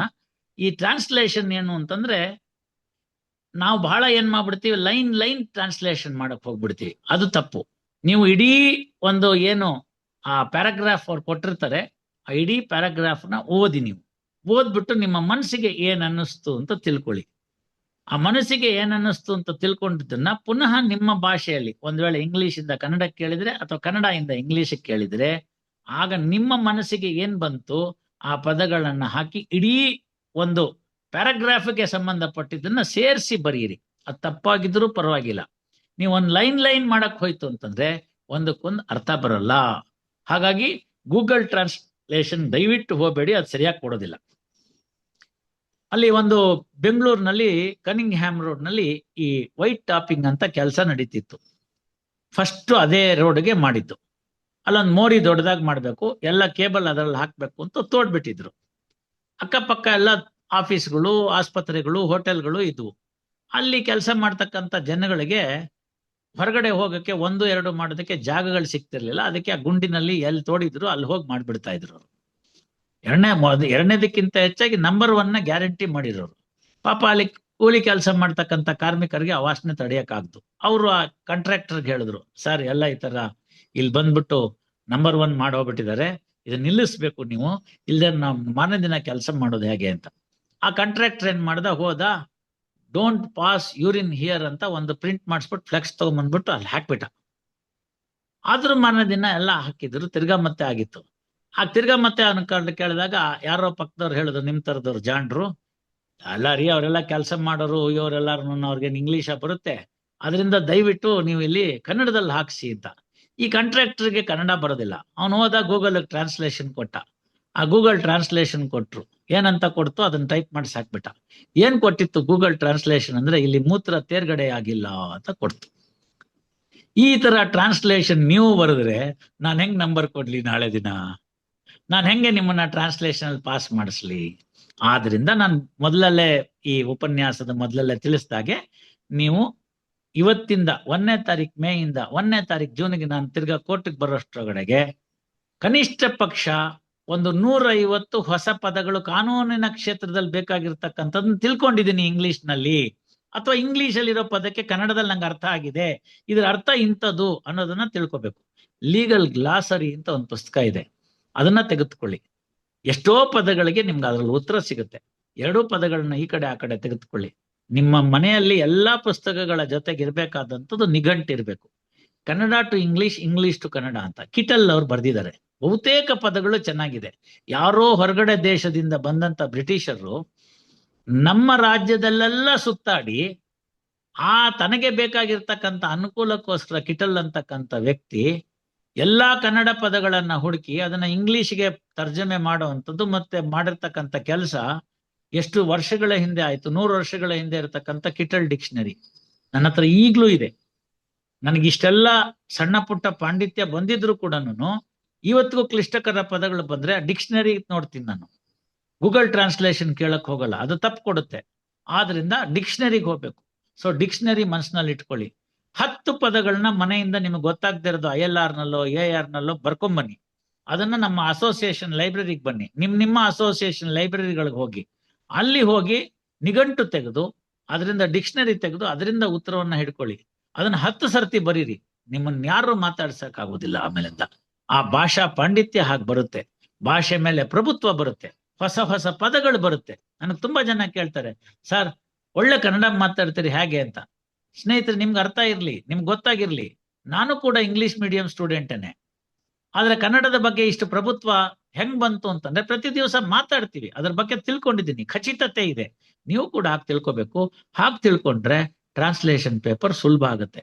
ಇನ್ನೊಂದು ಅದ್ರಲ್ಲಿ ನಿಮ್ಗೆ ಹೇಳ್ಬೇಕಾಗಿರೋದು, ಟ್ರಾನ್ಸ್ಲೇಷನ್ ಪೇಪರ್ ನಲ್ಲಿ ನಿಮ್ಗೆ ಜಾಸ್ತಿ ನಂಬರ್ ಬಂದ್ಬಿಡ್ತು ಅಂತಂದ್ರೆ ಮಿಕ್ಕ ಕ್ವಶನ್ಗಳು ಅಷ್ಟೋ ಇಷ್ಟೋ ಆಗಿದ್ರು ಕೂಡ ಪಾಸ್ ಆಗುವಷ್ಟು ನಿಮಗ್ ಬಂದ್ಬಿಡುತ್ತೆ. ಅರ್ಥ ಮಾಡ್ಕೊಳ್ಳಿ. ಸೊ ನಮ್ಮ ಉದ್ದೇಶ ಏನು ಅಂತಂದ್ರೆ, ಸಾಕ್ಷಿ ವಿಚಾರಣೆ ಆಗುತ್ತೆ ನ್ಯಾಯಾಲಯದಲ್ಲಿ, ಸಾಕ್ಷಿ ಬಂದು ಏನೋ ಅವನ ಭಾಷೆನಲ್ಲಿ ಹೇಳ್ತಾನೆ, ಅದನ್ನ ನೀವು ಇಂಗ್ಲಿಷ್ಗೋ ಮತ್ತೊಂದಕ್ಕೂ ಬರ್ಕೊಳ್ಳೋಷ್ಟು ಶಕ್ತಿ ಇದೆಯಾ ನಿಮ್ಗೆ, ಅದಕ್ಕೆ ಬೇಕಾಗಿರ್ತಕ್ಕಂಥ ದೃಢತೆ ನಿಮ್ಮಲ್ಲಿ ಇದೆಯಾ, ಸಕ್ಷಮತೆ ಇದೆಯಾ, ಕೆಪಾಸಿಟಿ ಬಂತ, ಇದನ್ನ ನಾವು ನೋಡ್ತೀವಿ. ಅದಕ್ಕೋಸ್ಕರ ಟ್ರಾನ್ಸ್ಲೇಷನ್ ಪೇಪರ್ ಕೂಡ ಬಹಳ ಮುಖ್ಯ ಆಗುತ್ತೆ. ಹೋದ ಎಕ್ಸಾಮಿನೇಷನ್ ಅಲ್ಲಿ ಟ್ರಾನ್ಸ್ಲೇಷನ್ ಬಗ್ಗೆ ನಾನು ಇನ್ನೊಂದು ವೇದಿಕೆ ಮುಖಾಂತರ ಆಲ್ ಇಂಡಿಯಾ ಲಾಯರ್ಸ್ ಯೂನಿಯನ್ ಮುಖಾಂತರ ಹೇಳಿ ಮಾಡಿದ್ದೆ. ಅದು ಅಲ್ಲಿದೆ ಅವೈಲಬಲ್, ರೀಪ್ಲೇ ಕೇಳಿದ್ರೆ ನಿಮ್ಗೆ ಅಲ್ಲಿ ಸಿಗುತ್ತೆ. ಇಲ್ಲಿ ಸಾಧ್ಯವಾದರೆ ಇಲ್ಲೂ ಕೂಡ ಇನ್ನೊಂದು 10-12 ಹೊಸ ಎಕ್ಸಾಂಪಲ್ಗಳು ಇಟ್ಕೊಂಡು ಮೇ ಮುಗಿಯೋದ್ರೊಳಗಡೆಗೆ ಇನ್ನೊಂದ್ಸತಿ ಆದ್ರೆ ನಿಮ್ ಜೊತೆ ಮತ್ತೊಂದು ಪೇಪರ್ ನಲ್ಲಿ ಹಂಚ್ಕೊಳ್ತಾ ಇದ್ದೇನೆ. ಇದೆರಡು ಮುಗೀತು ಅಂತ ಇಟ್ಕೊಳ್ಳಿ, ನೀವು ಅದೃಷ್ಟವಂತರು. ಯಾಕೆ ಅಂತಂದ್ರೆ ಮೊದಲನೇದು ನಿಮ್ಗೆ ಸಮಾಜದ ಬಗ್ಗೆ ಕಳ್ಕೊಳ್ಳಿ ಇರ್ತಕ್ಕಂಥದ್ದು, ಸಾಮಾಜಿಕ ಪ್ರಜ್ಞೆ ಪ್ರಸ್ತುತತೆ ಬಗ್ಗೆ ಎಲ್ಲ ಅರಿವಿರೋದ್ರಿಂದ ನೀವು ಪ್ರಿಲಿಮಿನರಿ ಎಕ್ಸಾಮಿನೇಷನ್ ಪಾಸ್ ಮಾಡಿದ್ರಿ. ಕಾನೂನಿನ ವಿಷಯಗಳಿಗೆ ಸಂಬಂಧಪಟ್ಟಂತದ್ದು ಕೋರ್ಟ್ನವ್ರು ಕೊಟ್ಟಂತ ಪೇಪರ್ನ ಪಾಸ್ ಮಾಡಿದ್ರಿ ಅಂದ್ರೆ ನಿಮ್ಗೆ ಕಾನೂನಿನ ಬಗ್ಗೆ ಅರಿವಿದೆ ಅಂತ ಆಯ್ತು, ನೀವು ಫಿಟ್ ಕ್ಯಾಂಡಿಡೇಟ್ ಅಂತ ಆಯ್ತು. ನೆಕ್ಸ್ಟ್ ಇಂಟರ್ವ್ಯೂನ ಹ್ಯಾಕ್ ಫೇಸ್ ಮಾಡೋದು ಅಂತ. ಬಹಳಷ್ಟು ಜನ ಅದರೊಳಗಡೆನೂ ಕೂಡ ಫೇಲ್ ಆಗಿದ್ದಾರೆ.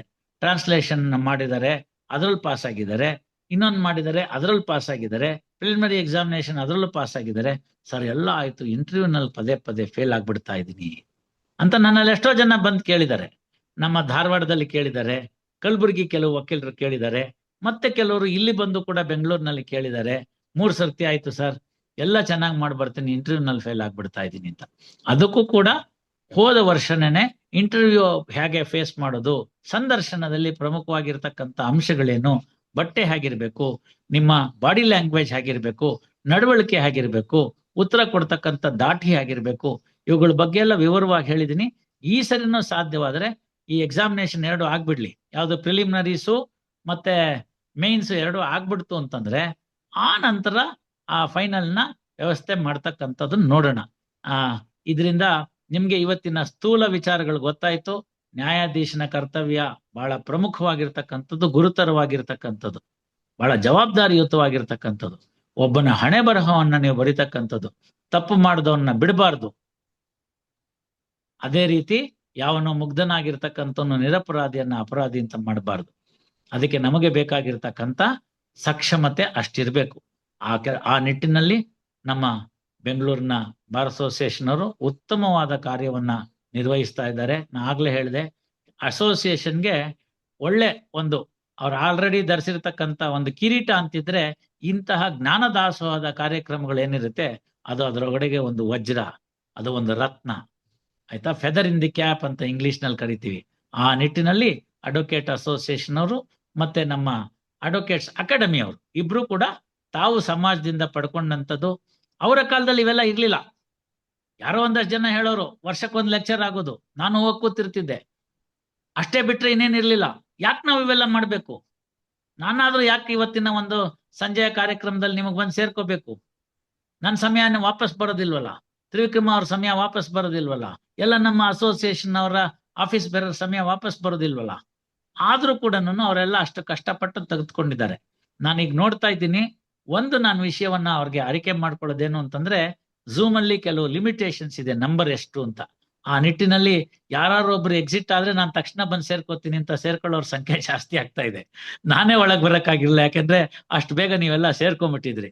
ಕೊನೆಗ ನಿಮ್ನೆಲ್ಲರನ್ನು ವೇಟಿಂಗ್ ರೂಮ್ಗೆ ಹಾಕಿ ನನಗೆ ಕೊಟ್ರು. ನನ್ನನ್ನು ಒಳಗಡೆ ಕರ್ಕೊಂಡಿದ್ದಾರೆ ಅಂದ್ರೆ ಯಾರೋ ಒಬ್ಬ ಹೊರಗಡೆ ಹೋಗ್ಲೇಬೇಕು. ಮುಂದಿನ ಒಂದು ಹಂತದಲ್ಲಿ ಮಾಡ್ತಕ್ಕಂಥ ಇಂಥ ಕಾರ್ಯಕ್ರಮಕ್ಕೆ ಸ್ವಲ್ಪ ಯೂಟ್ಯೂಬ್ ಈ ತರದ್ ಯಾವ್ದಾದ್ರು ಅನ್ಲಿಮಿಟೆಡ್ ಇರ್ತಕ್ಕಂಥದನ್ನ ತೆಗೆದುಕೊಳ್ಳೋಣ. ಅಥವಾ ಝೂಮ್ ಅಲ್ಲೇ ಇನ್ನೊಂದು ಅವಕಾಶ ಇದೆ, 1000 ಜನರನ್ನ ಸೇರಿಸ್ಕೊಳ್ಳುವಂತ ಒಂದು ಅವಕಾಶ ಇದೆ.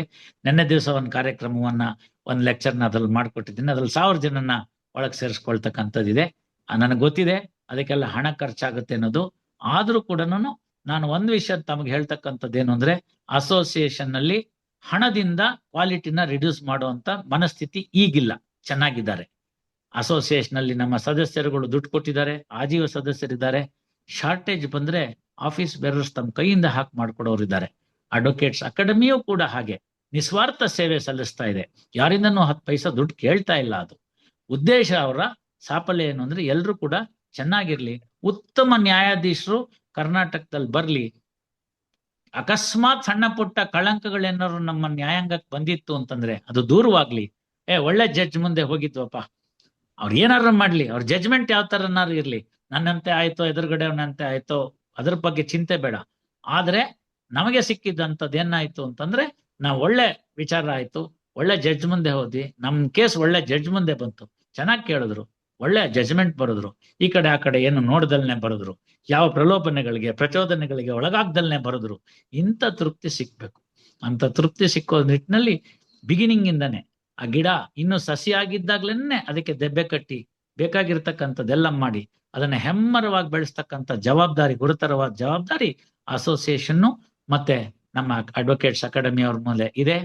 In that direction both the Advocate Association as well as the Advocates Academy have taken a wonderful initiative, most needed in the circumstances, especially when the judiciary is under target by many others. It is our responsibility, collective responsibility, to uphold the old virtues, old name, fame, everything. ಅದಕ್ಕೆ ನಿಮ್ಮ ನಮ್ಮ ಎಲ್ಲರ ಜವಾಬ್ದಾರಿ ಇದೆ. ಎಲ್ಲರೂ ಕೈಗೂಡಿಸೋಣ. ಈ ಕಾರ್ಯಕ್ರಮದಲ್ಲಿ ಪಾಲ್ಗೊಂಡಿದ್ದೀರಿ. ಒಂದ್ ಸ್ವಲ್ಪ ತಡವಾಗಾದ್ರೂ ಕೂಡ ನಾವು ಅದನ್ನ ನಾನು ಆಗ್ಲೇ ಹೇಳ್ದಂಗೆ ಯಾವುದೇ ಕೊರತೆ ಉಂಟು ಮಾಡಿಲ್ಲ. ವಿಷಯ ಆಧಾರಿತವಾಗಿ ಇನ್ನೊಂದು 1-2 ಸಮಯ ನೋಡಿಕೊಂಡು ತ್ರಿವಿಕ್ರಮ ಅವರು ಅದನ್ನ ವ್ಯವಸ್ಥೆ ಮಾಡ್ಕೋತಾರೆ. ಸಿವಿಲ್, ಕ್ರಿಮಿನಲ್, TP ಆಕ್ಟ್, ಮಗದೊಂದು ಯಾವ್ದಿದೆಯೋ ಅದನ್ನ ನೋಡ್ಕೊಂಡು ಸಿವಿಲ್ ಜಡ್ಜ್ ಜೂನಿಯರ್ ಡಿವಿಷನ್ಗೆ ಮೊದಲು ಅನುಕೂಲಕರವಾಗುವಂಥದ್ದನ್ನ ನೋಡೋಣ. ನಂತರ ಡಿಸ್ಟ್ರಿಕ್ಟ್ ಜಡ್ಜ್ ಎಕ್ಸಾಮಿನೇಷನ್ ತಗೊಳ್ಳುವಾಗ ಇನ್ನೊಮ್ಮೆ ಇದೇ ತರದ್ದೇ ಒಂದು ವ್ಯವಸ್ಥೆಯನ್ನ ವಿಶೇಷವಾಗಿ ಅವ್ರಿಗೋಸ್ಕರ ಅಂತಾನೆ ಮಾಡೋಣ. ನಿಮಗೆ ಒಂದು ನೆನಪಿರ್ಲಿ, ಕಳೆದ ಸಲ ಈ ಎಲ್ಲ ವಿಚಾರಗಳನ್ನ ನಾವು ಮನನ ಮಾಡ್ಕೊಂಡಾಗ ಇನ್ನೊಂದು ವೇದಿಕೆ ಮುಖಾಂತರ ನಾನು ಹೇಳಿದಂತ ಎಷ್ಟೋ ಜನ ತಮ್ಮ ಸಂದರ್ಶನವನ್ನ ಅಚ್ಚುಕಟ್ಟಾಗಿ ಮಾಡಿ ಈ ಮೊನ್ನೆ ಆದಂತ 60 ಜನದ 65 ಜನದ ಬ್ಯಾಚ್ ನಲ್ಲಿ ಬಹಳಷ್ಟು ಜನ ತೇರ್ಗಡೆ ಆಗಿದ್ದಾರೆ. ಅದರಲ್ಲಿ ಅಡ್ವೊಕೇಟ್ ಅಸೋಸಿಯೇಷನ್, ಅಡ್ವೊಕೇಟ್ಸ್ ಅಕಾಡೆಮಿ ಪಾಲು ಕೂಡ ಇದೆ. ಅದೇ ರೀತಿ ಅದೇ ವಿಚಾರಗಳಲ್ಲಿ ಸಿಗ್ತಕ್ಕಂತ ಇನ್ನಿತರ ವೇದಿಕೆಗಳಲ್ಲೂ ಕೂಡ ಮಾಡಿದ್ದಾರೆ. ನೀವು ಎಲ್ಲ ಅದರಲ್ಲಿ ಸೇರ್ಕೊಳ್ಳಿ. ಜ್ಞಾನ ಸಿಕ್ಕೋದು ಬಹಳ ಕಷ್ಟ. ಹರಿಯೋ ನೀರು ನದಿ ಅಲ್ಲಿರ್ತಿತ್ತು, ಜನ ಅಲ್ಲಿಂದ ಹೋಗ್ತರ್ತಿದ್ರು ಕೊಡದಲ್ಲಿ ಮತ್ತೊಂದ್ರಲ್ಲಿ ಅಂತ. ಇವತ್ತು ಮನೆಗೆ ಪೈಪ್ ಮುಖಾಂತರ ಕೊಡೋ ಅಂತ ಕೆಲಸ ಮಾಡಿದೆ. ನೀವು ಕೂತಲ್ಲಿ ನಿಮ್ಗೆ ಸಿಕ್ಕುವಂತ ಜ್ಞಾನ ಸಿಕ್ಕಿದೆ. ಪಡಿತಿರೋ ಬಿಡ್ತಿರೋ ಅದು ನಿಮ್ಮಿಚ್ಛೆ. ಸದುಪಯೋಗವನ್ನು ಮಾಡ್ಕೊಳ್ಳಿ. ಎಲ್ರಿಗೂ ಶುಭವಾಗ್ಲಿ. ಯಾರ್ಯಾರು ಮುಂದೆ ಈ ಎಕ್ಸಾಮಿನೇಷನ್ ತಗೋತಿದ್ದೀರಿ ಅವರೆಲ್ಲ ಅಚ್ಚುಕಟ್ಟಾಗಿ ಮಾಡಿ, ಮನ ತೃಪ್ತಿಯಾಗಿ ಮಾಡಿ, ಸಂಪೂರ್ಣ ಸಿದ್ಧತೆಯಿಂದ ಮಾಡಿ, ಮನಸ್ಸಿಟ್ಟು ಎಕ್ಸಾಮಿನೇಷನ್ ಬರೀರಿ. ಕಾಟಾಚಾರಕ್ಕೆ ಬೇಡ, ಶೋಗೆ ತಗೊಂಡಿದ್ದೀನಿ ಅನ್ನೋದು ಬೇಡ. ಖಂಡಿತವಾಗಿ ಯಶಸ್ಸು ಸಿಕ್ಕುತ್ತೆ. ಯಾರ್ಯಾರು ಪ್ರಯತ್ನ ಮಾಡಿದಿರಿ ಭಗವಂತ ಅವ್ರಿಗೆಲ್ಲ ಯಶಸ್ಸು ಕೊಡ್ತಾನೆ. ನಮಗೆ ಒಳ್ಳೆಯ ಅಭ್ಯರ್ಥಿಗಳು ಬೇಕಾಗಿದ್ದಾರೆ. ನಾವು ಆ ರೀತಿನಲ್ಲಿ ಯಾವುದೇ ಬೇರೆ ವಿಚಾರಗಳ ಬಗ್ಗೆ ಕಿವಿ ಕೊಡಬೇಡಿ. ಅವ್ರ ಹಂಗಂತೆ ಇವ್ರ ಹಂಗಂತೆ ಅಂತ. ಯಾರ್ಯಾರಿಗೆ ದ್ರಾಕ್ಷಿ ಹಣ್ಣು ಸಿಕ್ಕಿಲ್ವೋ ಅವರೆಲ್ಲ ಎಟುಕದ ದ್ರಾಕ್ಷಿ ಹುಳಿಯಿಂದವರು ಅಂತ ಹಿಂದೆ ನಮ್ಗೆ 3ನೇ ಕ್ಲಾಸಿನ ಪಾಠ. ಆದ್ರಿಂದ ನೀವು ಅದಕ್ಕೆಲ್ಲ ಕಿವಿ ಕೊಡಕ್ ಹೋಗ್ಬೇಡಿ. ಮರಳಿ ಯತ್ನವ ಮಾಡು ಅಂತ. ಯಾರು ಈ ಹಿಂದೆ ಆಗಿಲ್ಲ ಅವ್ರು ಮರಳಿ ಯತ್ನವ ಮಾಡಿ. ಯಾರು ಈ ವರ್ಷನೇ ಪ್ರಥಮವಾಗಿ ತೆಗೆದುಕೊತಿದ್ದೀರಿ ಆತ್ಮವಿಶ್ವಾಸದಿಂದ ಎದುರಿಸಿ. ಒಂದ್ ವೇಳೆ ನಿಮ್ಮ ಮೊದಲನೇ ಸರ್ತಿನೇ ಆಗ್ಬಿಟ್ರಿ ಅಂತಂದ್ರೆ ಅದಕ್ಕಿಂತ ಇನ್ನೇನು ಹೆಚ್ಚು ನಿಮ್ಮ ಮಾಹಿತಿ ಕೊಡ್ತೀನಿ. ನನ್ನಲ್ಲಿ ಒಂದ್ ಹುಡುಗ ಲಾ ಕ್ಲರ್ಕ್ ಅಂತ ಬಂದು ಸೇರ್ಕೊಂಡ. ಬಾಪ ಸೇರ್ಕೊ ಅಂತ ಹೇಳ್ದೆ. ಸ್ವಲ್ಪ ನಾನು ಕಠಿಣ, ಸ್ವಲ್ಪ ಎಲ್ಲ ವಿಪರೀತ ಬೈತೀನಿ ಮತ್ತೆ ಕೆಲಸ ಹಾಕ್ತೀನಿ. ಬೈಯೋದೇನು ಅಂದ್ರೆ ಒಳ್ಳೇದಿಕ್ಕೆ ಅಂತ. ಇದು ಹುಡ್ಕಯ್ಯ, ಅದಿದೆ ಅದು ಇದು ಅಂತೆಲ್ಲ ಸ್ವಲ್ಪ ಗಟ್ಟಿಯಾಗಿ ಮಾತಾಡ್ತೀನಿ.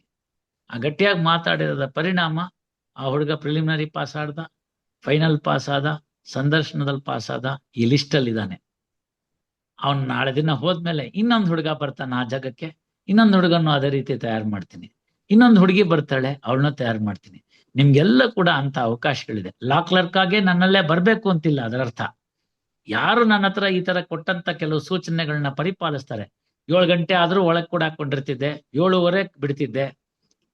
ಧಾರವಾಡಕ್ಕೆ ಅಲ್ಲೇ ಬಂದ್ ಇದ್ಬಿಡು ಅಂತ ಹೇಳಿದ್ದೆ, ಅಲ್ಲೇ ಬಂದ್ ಇದ್ಬಿಟ್ಟಿರ್ಬೇಕು, 3 ಹೊತ್ತು ನೋಡ್ಬೇಕು ಅಂತಾರೆ. ನಿಮ್ಮಲ್ಲಿ ಬಹಳಷ್ಟು ಜನಕ್ಕೆ ಅದಿದಾಸ್ ಅನ್ನೋ ಪದ ಗೊತ್ತಿದೆ. ಶೂ ಮೇಲೆ ಹಾಕೊಂಡಿರ್ತಾರೆ, ಟೀ ಶರ್ಟ್ ಹಾಕೊಂಡಿರ್ತಾರೆ, ಸ್ಪೋರ್ಟ್ಸ್ ಜರ್ಸಿ ಮೇಲೆ ಹಾಕೊಂಡಿರ್ತಾರೆ. ಬಹಳ ಜನಕ್ಕೆ ಅದರ ವಿವರಣೆ ಏನು ಅಂತ ಗೊತ್ತಿಲ್ಲ. ಅದಿದಾಸಿನ ಪೂರ್ಣ ರೂಪ ಗೊತ್ತಿಲ್ಲ. ಅದಿದಾಸ್ ಅಂತಂದ್ರೆ all days I dream about the sports ಅಂತ ಅರ್ಥ. ಅಂದ್ರೆ ಯಾರ್ಯಾರು ಕ್ರೀಡಾಪಟುಗಳಿರ್ತಾರೆ ಅವ್ರಿಗೋಸ್ಕರ ಮಾಡದಂತ ವಿಚಾರ. All days I dream about the sports ಅಂತ. ನೀವು ಅಡಿಡಾಸ್ನ ಅಡಿಡಾಲ್ ಅಂತ ಮಾಡ್ಕೊಂಬಿಡಿ. All days I dream about the law ಅಂತ. ಆವತ್ತಿನ ದಿವಸ ನೋಡಿ ಖಂಡಿತ ನೀವೆಲ್ಲನೂ ಯಶಸ್ಸನ್ನ ಹೊಂದ್ತೀರಿ. ನೀವೆಲ್ಲ ನನ್ನ ಜೊತೆಗೆ ಬರ್ತೀರಿ. ನನ್ನ ಸಹೋದರ ಸಹೋದರಿ ನ್ಯಾಯಾಧೀಶರು ಅಂತ ಕರ್ಸ್ಕೊತೀರಿ. ನಮ್ಮ ಯೂನಿಟ್ಗಳಿಗೆ ಬರ್ತೀರಿ. ನಾ ರಿಟೈರ್ ಆದ್ರೂ ಪರವಾಗಿಲ್ಲ, ನ್ಯಾಯಾಂಗಕ್ಕೆ ನೀವೆಲ್ಲ ಉತ್ತಮವಾಗಿರ್ತಕ್ಕಂಥ ರತ್ನಗಳಾಗ್ತೀರಿ ಅನ್ನೋದನ್ನ ಹೇಳ್ತಾ, ಸ್ವಾಮಿ ವಿವೇಕಾನಂದರವ್ರು ಹೇಳಿದ್ದಾರೆ, every soul is born divine ಅಂತ. ಅಂದ್ರೆ ಪ್ರತಿಯೊಂದು ಕೂಡ ದೈವಿಕವಾದ ಆತ್ಮಗಳು ಈ ಭೂಮಿಗೆ ಬರುವಾಗ ನಾನ್ ಹೆಚ್ಚು ನಾನ್ ಕಡಿಮೆ ಅನ್ನೋದು ಯಾರ ಮನಸ್ಸಿಗೂ ಬರಬಾರ್ದು. ಎಲ್ರಿಗೂ ಭಗವಂತ ಕೈಕಾಲು ಕೊಟ್ಟಿದ್ದಾನೆ, ಕಣ್ಣು, ಇದನ್ನೆಲ್ಲ ಕೊಟ್ಟಿದ್ದಾನೆ. ಅದನ್ನೆಲ್ಲ ಕೊಟ್ಟಿರೋ ಉದ್ದೇಶವನ್ನ ಸದುಪಯೋಗ ಮಾಡ್ಕೊಳ್ತಕ್ಕಂಥ ಜವಾಬ್ದಾರಿ ನಿಮ್ದಾಗಿದೆ. ಯಾರು ಅದನ್ನ ಮಾಡ್ಕೊಳ್ಳೋದಿಲ್ವೋ ಅವ್ರ ಹಣೆ ಬರೋದು. ನಿಮ್ಗೆ ಒಂದು ಫಾರ್ಮೇಟೆಡ್ ಹಾರ್ಡ್ ಡಿಸ್ಕ್ ಅಥವಾ ಹೊಸ OnePlus ಅಥವಾ ಹೊಸ ಐಫೋನು 17 Pro ನಿಮ್ ಕೈಯಲ್ಲಿದೆ ಅಂದ್ರೆ ಅದ್ರಲ್ಲಿ ಬೇಕಾಗಿರ್ತಕ್ಕಂಥ ಆಪ್ ಹಾಕೋಬೇಕು, ಲೈವ್ ಲಾ ಹಾಕೋಬೇಕು, ಬಾರನ್ ಬೆಂಚ್ ಹಾಕೋಬೇಕು, ಲಾ ಚಕ್ರ ನೋಡ್ಬೇಕು, ಮತ್ತೊಂದು ನೋಡ್ಬೇಕು, ಮಗ್ದೊಂದು ನೋಡ್ಬೇಕು. ಇವತ್ತು ಬೇಕಾದಷ್ಟಿದೆ ಆ ತರ ಬರ್ತಕ್ಕಂಥದ್ದನ್ನು. ಅವುಗಳು ನೋಡಿ, ಅವುಗಳು ನೋಡಿದಾಗ ನಿಮ್ಗೆ ವಿವಿಧವಾದ ವಿಭಿನ್ನವಾದ ನಿಲುವುಗಳು ಗೊತ್ತಾಗುತ್ತೆ. ಯೂಟ್ಯೂಬ್ ಅಲ್ಲಿ ಬರ್ತಾ ಇರುತ್ತೆ, ಸುಪ್ರೀಂ ಕೋರ್ಟ್ ಲೈವ್ ಬರುತ್ತೆ, ನಮ್ಮ ಹೈಕೋರ್ಟಿನ ಎಷ್ಟೋ ಲೈವ್ ಬರುತ್ತೆ. ಅವುಗಳನ್ನೆಲ್ಲ ನೋಡ್ತಾ ಕೂತ್ಕೊಳ್ಳಿ. ಹಾಗೆ ನೋಡಿದಂತ ಸಂದರ್ಭದಲ್ಲಿ ನಿಮಗೆ ಜ್ಞಾನಾರ್ಜನೆ ಆಗುತ್ತೆ. ಬಿಡುವಿದ್ದಾಗೆಲ್ಲ ನೋಡಿ. All days I dream about ಅಂತ ನಾನು ಹೇಳ್ತೀನಿ. ಆಲ್ ಡೇಸ್ ಬೇಡ, ಎವ್ರಿ ಮಿನಿಟ್ ಅಂತ ಇಟ್ಕೊಳ್ಳಿ. Every minute I dream about the law ಅಂತ ಇಟ್ಕೊಳ್ಳಿ. ಆವಾಗ ನೋಡಿ ಖಂಡಿತವಾಗಿ ನಿಮ್ಗೆ ಕಾನೂನು ಒಲಿಯುತ್ತೆ. ಹಾಗಿರ್ತಕ್ಕಂಥ ಸಂದರ್ಭದಲ್ಲಿ ಒನ್ ಮಸ್ಟ್ ವರ್ಕ್ ಡಿವಿನಿಟಿ ಅಂತ ಕೂಡ ವಿವೇಕಾನಂದರಂದ್ರು. ಹೌದಪ್ಪ, ನಾವೆಲ್ಲ ಕರೆಕ್ಟು, ನಾವೆಲ್ಲ ಇದೀವಿ, ನಾವಿದ್ದಿದ್ರಿಂದ ನಮ್ಗೆಲ್ಲ ದೈವಿಕವಾದ ಆತ್ಮ. ರಾತ್ರಿ ಮಲಗಿದ್ದಾಗ ಇವತ್ತು ಬುದ್ಧ ಜಯಂತಿ, ಅದರ ಶುಭಾಶಯಗಳು ಎಲ್ರಿಗೂ. ಬುದ್ಧನ್ ಜ್ಞಾನೋದಯ ಆದಂಗೆ ನನ್ನ ತಲೆಗೆ USB ಪೋರ್ಟ್ ಇದೆ, ಇಲ್ಲಿ ಹಾಕೊಂಡ್ಬಿಟ್ರೆ ಆಲ್ ಲಾಸ್ ಇಲ್ಲಿ ಬಂದು ಸೇರ್ಬಿಡುತ್ತೆ ಅಂತ ಯಾರು ಅನ್ಕೋಬೇಡಿ. ಭಗವಂತ ಬಹಳ ಹುಷಾರು. Even artificial intelligence, pen drive, USB port ಅಂತಾನೆ ಅಂತ ಯಾವ ಪೋರ್ಟು ಕೊಟ್ಟಿಲ್ಲ. ಇಷ್ಟೆಲ್ಲಾ ಬಂದ್ರು ಕೂಡ ನಮ್ಗಿರೋ ಇನ್ಪುಟ್ ಮೆಥಡ್ ಕಣ್ಣು ಮತ್ತೆ ಕಿವಿ ಮಾತ್ರ. ಕಣ್ಣು ಮತ್ತೆ ಕಿವಿಯಿಂದ ಅಂದ್ರೆ ಓದ್ಬೇಕು, ಕೇಳಿಸ್ಕೋಬೇಕು, ಕೇಳಿದ್ದನ್ನ ಮನನ ಮಾಡ್ಕೋಬೇಕು. ಅಷ್ಟು ಬಿಟ್ರೆ ಇನ್ಯಾವುದೇ ರೀತಿಯಾದ ಯಾವುದೇ ವಿಚಾರಗಳಿಲ್ಲ. ಆದ್ರಿಂದ ನೀವೆಲ್ಲ ಕೂಡ ಆ ದೈವಿಕವಾದ ಆತ್ಮಗಳು. ಕಷ್ಟಪಟ್ರೆ ಖಂಡಿತ ಅದಕ್ಕೆ ಪರಿಶ್ರಮ ಇದೆ. ದಯವಿಟ್ಟು ಅದನ್ನ ತಿಳ್ಕೊಳ್ಳಿ. ಕೈ ಕೆಸರಾದರೆ ಬಾಯಿ ಮೊಸರು ಅಂತ. ಹಾಗಿರ್ತಕ್ಕಂಥದ್ರಿಂದ ನೀವೆಲ್ಲರೂ ಕೂಡ ಅದಕ್ಕೆ ಉತ್ತಮವಾದ ರೀತಿಯಲ್ಲಿ ತಯಾರಾಗಿ ಪರೀಕ್ಷೆಯನ್ನ ಧೈರ್ಯವಾಗಿ ಎದುರಿಸ್ರಿ. ಯಾರಿಗೂ ಏನು ಚಿಂತೆ ಬೇಡ. ನಾನು ಅಡ್ವೊಕೇಟ್ ಅಕಾಡೆಮಿ ಅವ್ರಿಗೆ ಹೇಳ್ತೀನಿ, ಪ್ರಿಲಿಮಿನರೀಸು ಫೈನಲ್ ಆದ್ಮೇಲೆ ಬೇಕಾದ್ರೆ ಸಂದರ್ಶನದ ಭಾಗಕ್ಕೆ ಬರುವಂತ ಸಂದರ್ಭದಲ್ಲಿ ಇನ್ನೊಂದು ಇದೇ ತರ ಒಂದು ಕಾರ್ಯಕ್ರಮವನ್ನು ಮಾಡೋಣ. ಅವಾಗ ಬೇಕಾಗಿರ್ತಕ್ಕಂಥ ಸಂದರ್ಶನಕ್ಕೆ ಬೇಕಾಗಿರ್ತಕ್ಕಂಥ ಸಿದ್ಧತೆಗಳನ್ನ ಯಾವ ರೀತಿ ಮಾಡ್ಕೋಬೇಕು ಅಂತ ಫೈನಲ್ ಲಿಸ್ಟ್ ಬಂದಾದ್ಮೇಲೆ ಮಾಡೋಣ. ಯಾರು ಅದಕ್ಕೆ ಆ ಸ್ಟೇಜಿಗೆ ಬಂದಿರ್ತೀರಿ ಅವರೆಲ್ಲರೂ ಕೂಡ ಅದರ ಉಪಯೋಗವನ್ನ ಪಡ್ಕೊಳ್ಳಿ. ಆನಂದವಾಗ್ಲಿ, ನಿಮ್ಗೆಲ್ಲರಿಗೂ ಶುಭವಾಗ್ಲಿ. ಎಲ್ಲರಿಗೂ ಕೂಡ ಭಗವಂತ ತನ್ನ ಆಶೀರ್ವಾದವನ್ನು ಕೊಡ್ಲಿ. ಆ ಅಡ್ವೊಕೇಟ್ ಅಸೋಸಿಯೇಷನ್ ಮತ್ತು ಅಡ್ವೊಕೇಟ್ ಅಕಾಡೆಮಿಯನ್ನವ್ರು ಮಾಡಿರ್ತಕ್ಕಂಥ ಶ್ರಮಕ್ಕೆ ಪ್ರತಿಫಲ ಸಿಗ್ಲಿ.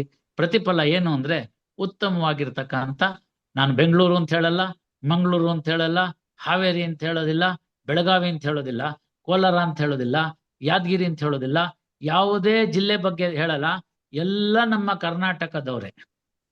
ಅಷ್ಟ್ಯಾಕೆ ಹೊರದೇಶಗಳಿಂದ ಅಂದ್ರೆ ಹೊರ ರಾಜ್ಯಗಳಿಂದ ಬಂದಂತ ಯಾರಾದ್ರೂ ಇದ್ರೆ ಅವರು ತೆಗೆದುಕೊಳ್ಳಿ, ಅವರೂ ಬರ್ಲಿ, ಉತ್ತಮ ನ್ಯಾಯಾಧೀಶರು ಬರ್ಲಿ. ಇಷ್ಟೇ ನಮ್ ಕಳಕಳಿ ಆಗಿರ್ತಕ್ಕಂಥದ್ರಿಂದ ಮಾಡಿ. ನಿಮ್ಗೆಲ್ಲ ಆಶ್ಚರ್ಯ ಅನ್ನಿಸ್ಬೋದು. ಇದೆಲ್ಲ ಏನು ಇರ್ಲಿಲ್ಲ. ಯಾವುದು ಈ ಲೆಕ್ಚರ್ ಸೀರೀಸು, ಯೂಟ್ಯೂಬು, ಝೂಮು ಎಲ್ಲ ಏನು ಇಲ್ದೇ ಇದ್ದ ಕಾಲಕ್ಕೆ ಕೇವಲ ನನ್ನ ಕೋರ್ಟಿನಲ್ಲಿ ಕಲಬುರಗಿಯಲ್ಲಿ ಕನ್ನಡದಲ್ಲಿ ನಾನು ಅವ್ರಿಗೋಸ್ಕರ ಅನುಕೂಲ ಆಗ್ಲಿ ಅಂತ ಕನ್ನಡ ಪುಸ್ತಕಗಳನ್ನ ತೆಗೆದುಕೊಂಡು ಹೋಗಿದ್ದೆ. CRPC, IPC ಎಲ್ಲ ಕನ್ನಡದಲ್ಲಿ ಇರೋದನ್ನ ತೆಗೆದುಕೊಂಡು ಹೋಗಿ ಅಲ್ಲಿ ಇಟ್ಟಿದ್ದೆ. ಇಂಡಿಯನ್ ಎವಿಡೆನ್ಸ್ ಆಕ್ಟ್, ಭಾರತ ಸಾಕ್ಷ್ಯ ಅಧಿನಿಯಮ ಇವೆಲ್ಲ ತೆಗೆದುಕೊಂಡು ಹೋಗಿ ಇಟ್ಟಿದ್ದೆ. ಅದನ್ನ ಓದಿ ಕಲಬುರಗಿ ಹಂತದಲ್ಲಿ ತಿಳಿದಂತ 4 ಜನ ಸೆಲೆಕ್ಟ್ ಆದ್ರು. ಸೀನಿಯರ್ ಸಿವಿಲ್ ಜಡ್ಜಸ್ ಆಗಿದ್ದಾರೆ ಇವಾಗ.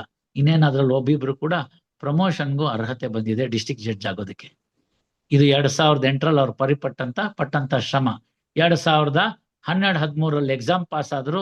14ನೇ ಇಸ್ವಿನಲ್ಲಿ 13-14ರಲ್ಲಿ ನಾನು CBI ಕೋರ್ಟ್ ಅಲ್ಲಿ ಇದ್ದಾಗ 5 ಜನ, ಅದರಲ್ಲೊಂದು ಹೆಣ್ಮಗಳು ಕೂಡ ಇದ್ಲು, ಆಕೆ ಬರಕ್ಕಾಗಿಲ್ಲ. ಈ 4 ಜನ ಬಂದು ನಾನು CBI ಕೋರ್ಟ್ ಅಲ್ಲಿ ನನ್ನ ಆಶೀರ್ವಾದ ತೆಗೆದುಕೊಂಡು ಹೋದ್ರು. ಇವತ್ತಿಗೂ ಚೆನ್ನಾಗಿದ್ದಾರೆ. ಅವ್ರು ಯಾರು ಕೂಡ ನನ್ನ ಚಿಕ್ಕಪ್ಪನ ಮಕ್ಕಳಲ್ಲ, ಅರ್ಥ ಮಾಡ್ಕೊಳ್ಳಿ. ಮತ್ತೆ ಸಮಾಜದಲ್ಲಿ ತುಂಬಾ ಒಂಥರ ಆರ್ಥಿಕವಾಗಿ ಮತ್ತು ಇನ್ನಿತರ ದೃಷ್ಟಿಗಳಿಂದ ಕೆಳವರ್ಗದಿಂದ ಬಂದವರು. ಹೇಗೆ ಬರ್ಲಿಕ್ಕಾಯ್ತವ್ರು, ಹೇಗೆ ಕಲೀಲಿಕ್ಕಾಯ್ತು, ಹೇಗೆ ಕಲ್ತರು, ನಮ್ಮ ಯೂನಿಟ್ಗಳಲ್ಲಿ ಹೇಗೆ ಕೆಲಸ ಮಾಡಿದ್ರು ಅವರು, ಅದನ್ನ ನೋಡ್ಬೇಕು ನೀವು. ಆದ್ರಿಂದ ಇದು ಯಾರೊಬ್ಬರ ಸ್ವತ್ತಲ್ಲ. ಅವರು ಸಿಟಿನಲ್ಲಿ ಓದಿದ್ದಾರೆ ಕಣೋ, ಅವ್ರಿಗೆ ಇಂಗ್ಲಿಷ್ ಚೆನ್ನಾಗಿ ಬರುತ್ತೆ, ಬಿಟ್ಬಿಡಿ ಅದನ್ನ. ಇಲ್ಲ, ಅವ್ರ ಹತ್ರ ದುಡ್ಡಿದೆ ಅದಕ್ಕೋಸ್ಕರ ಅವ್ರು ಆಗ್ಬಿಟ್ರು, ಅವ್ರ ಸೀನಿಯರ್ ಇಂಥವ್ರು ಅದಕ್ಕೋಸ್ಕರ ಆಗ್ಬಿಟ್ರು, ಅವೆಲ್ಲ ಬಿಟ್ಬಿಡಿ. ಅದ್ಯಾವುದು ಆಗೋದಿಲ್ಲ. One who has no godfather, God is the father. ಅದನ್ನ ಅರ್ಥ ಮಾಡ್ಕೊಳ್ಳಿ. ನಿಮ್ಮ ಶ್ರಮ, ನಿಮ್ಮ ಕೆಲಸ, ನಿಮ್ಮ ಪ್ರಯತ್ನ, ನೀವು ಓದ್ತಕ್ಕಂಥ ರೀತಿ ಭಗವಂತನಿಂದ ಕರುಣೆ ಆಗುತ್ತೆ.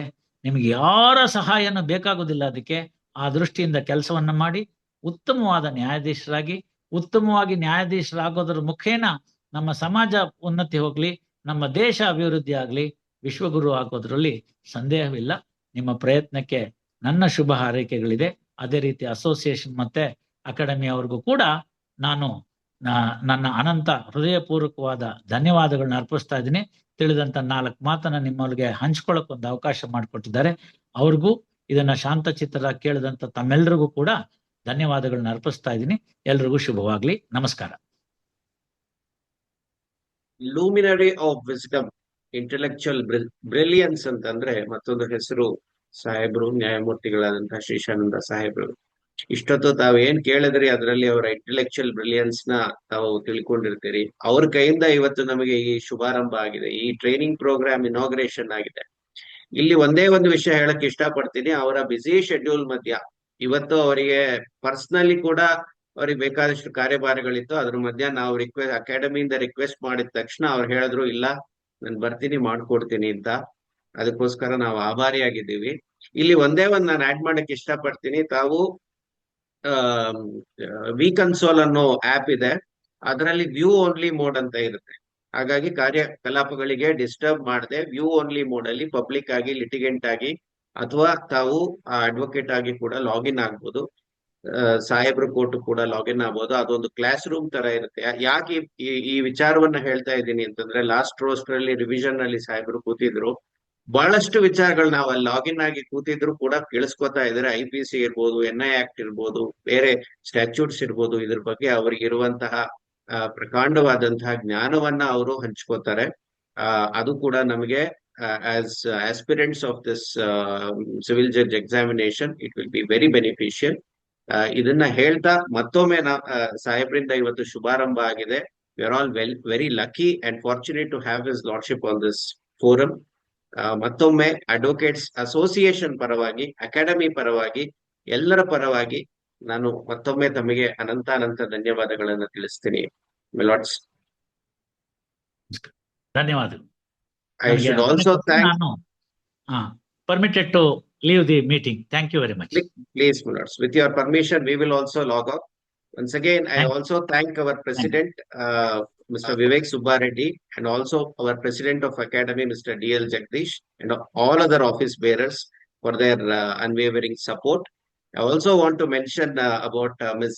Zulfi Sultana. ಅವ್ರು ಬಂದು ನಾನು ರಿಕ್ವೆಸ್ಟ್ ಮಾಡಿದ್ರು, ಈ ತರ ನನಗೆ ನಮ್ಮಂತ ಆಸ್ಪಿರೆಂಟ್ಸ್ ಇದೀವಿ, ನಮ್ಗೆ ಏನಾರ ಮಾಡ್ಕೊಡಿ ಅಂತ. ಅವ್ರು ಹೇಳಿದ ತಕ್ಷಣ ಈ ಒಂದು ಕಾರ್ಯಕ್ರಮ ಶುರು ಮಾಡೋದಕ್ಕೆ ಆಯ್ತು. ಸೊ ಹಾಗಾಗಿ I also thank her. Thank you one and all.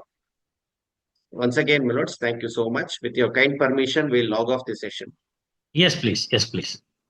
Please.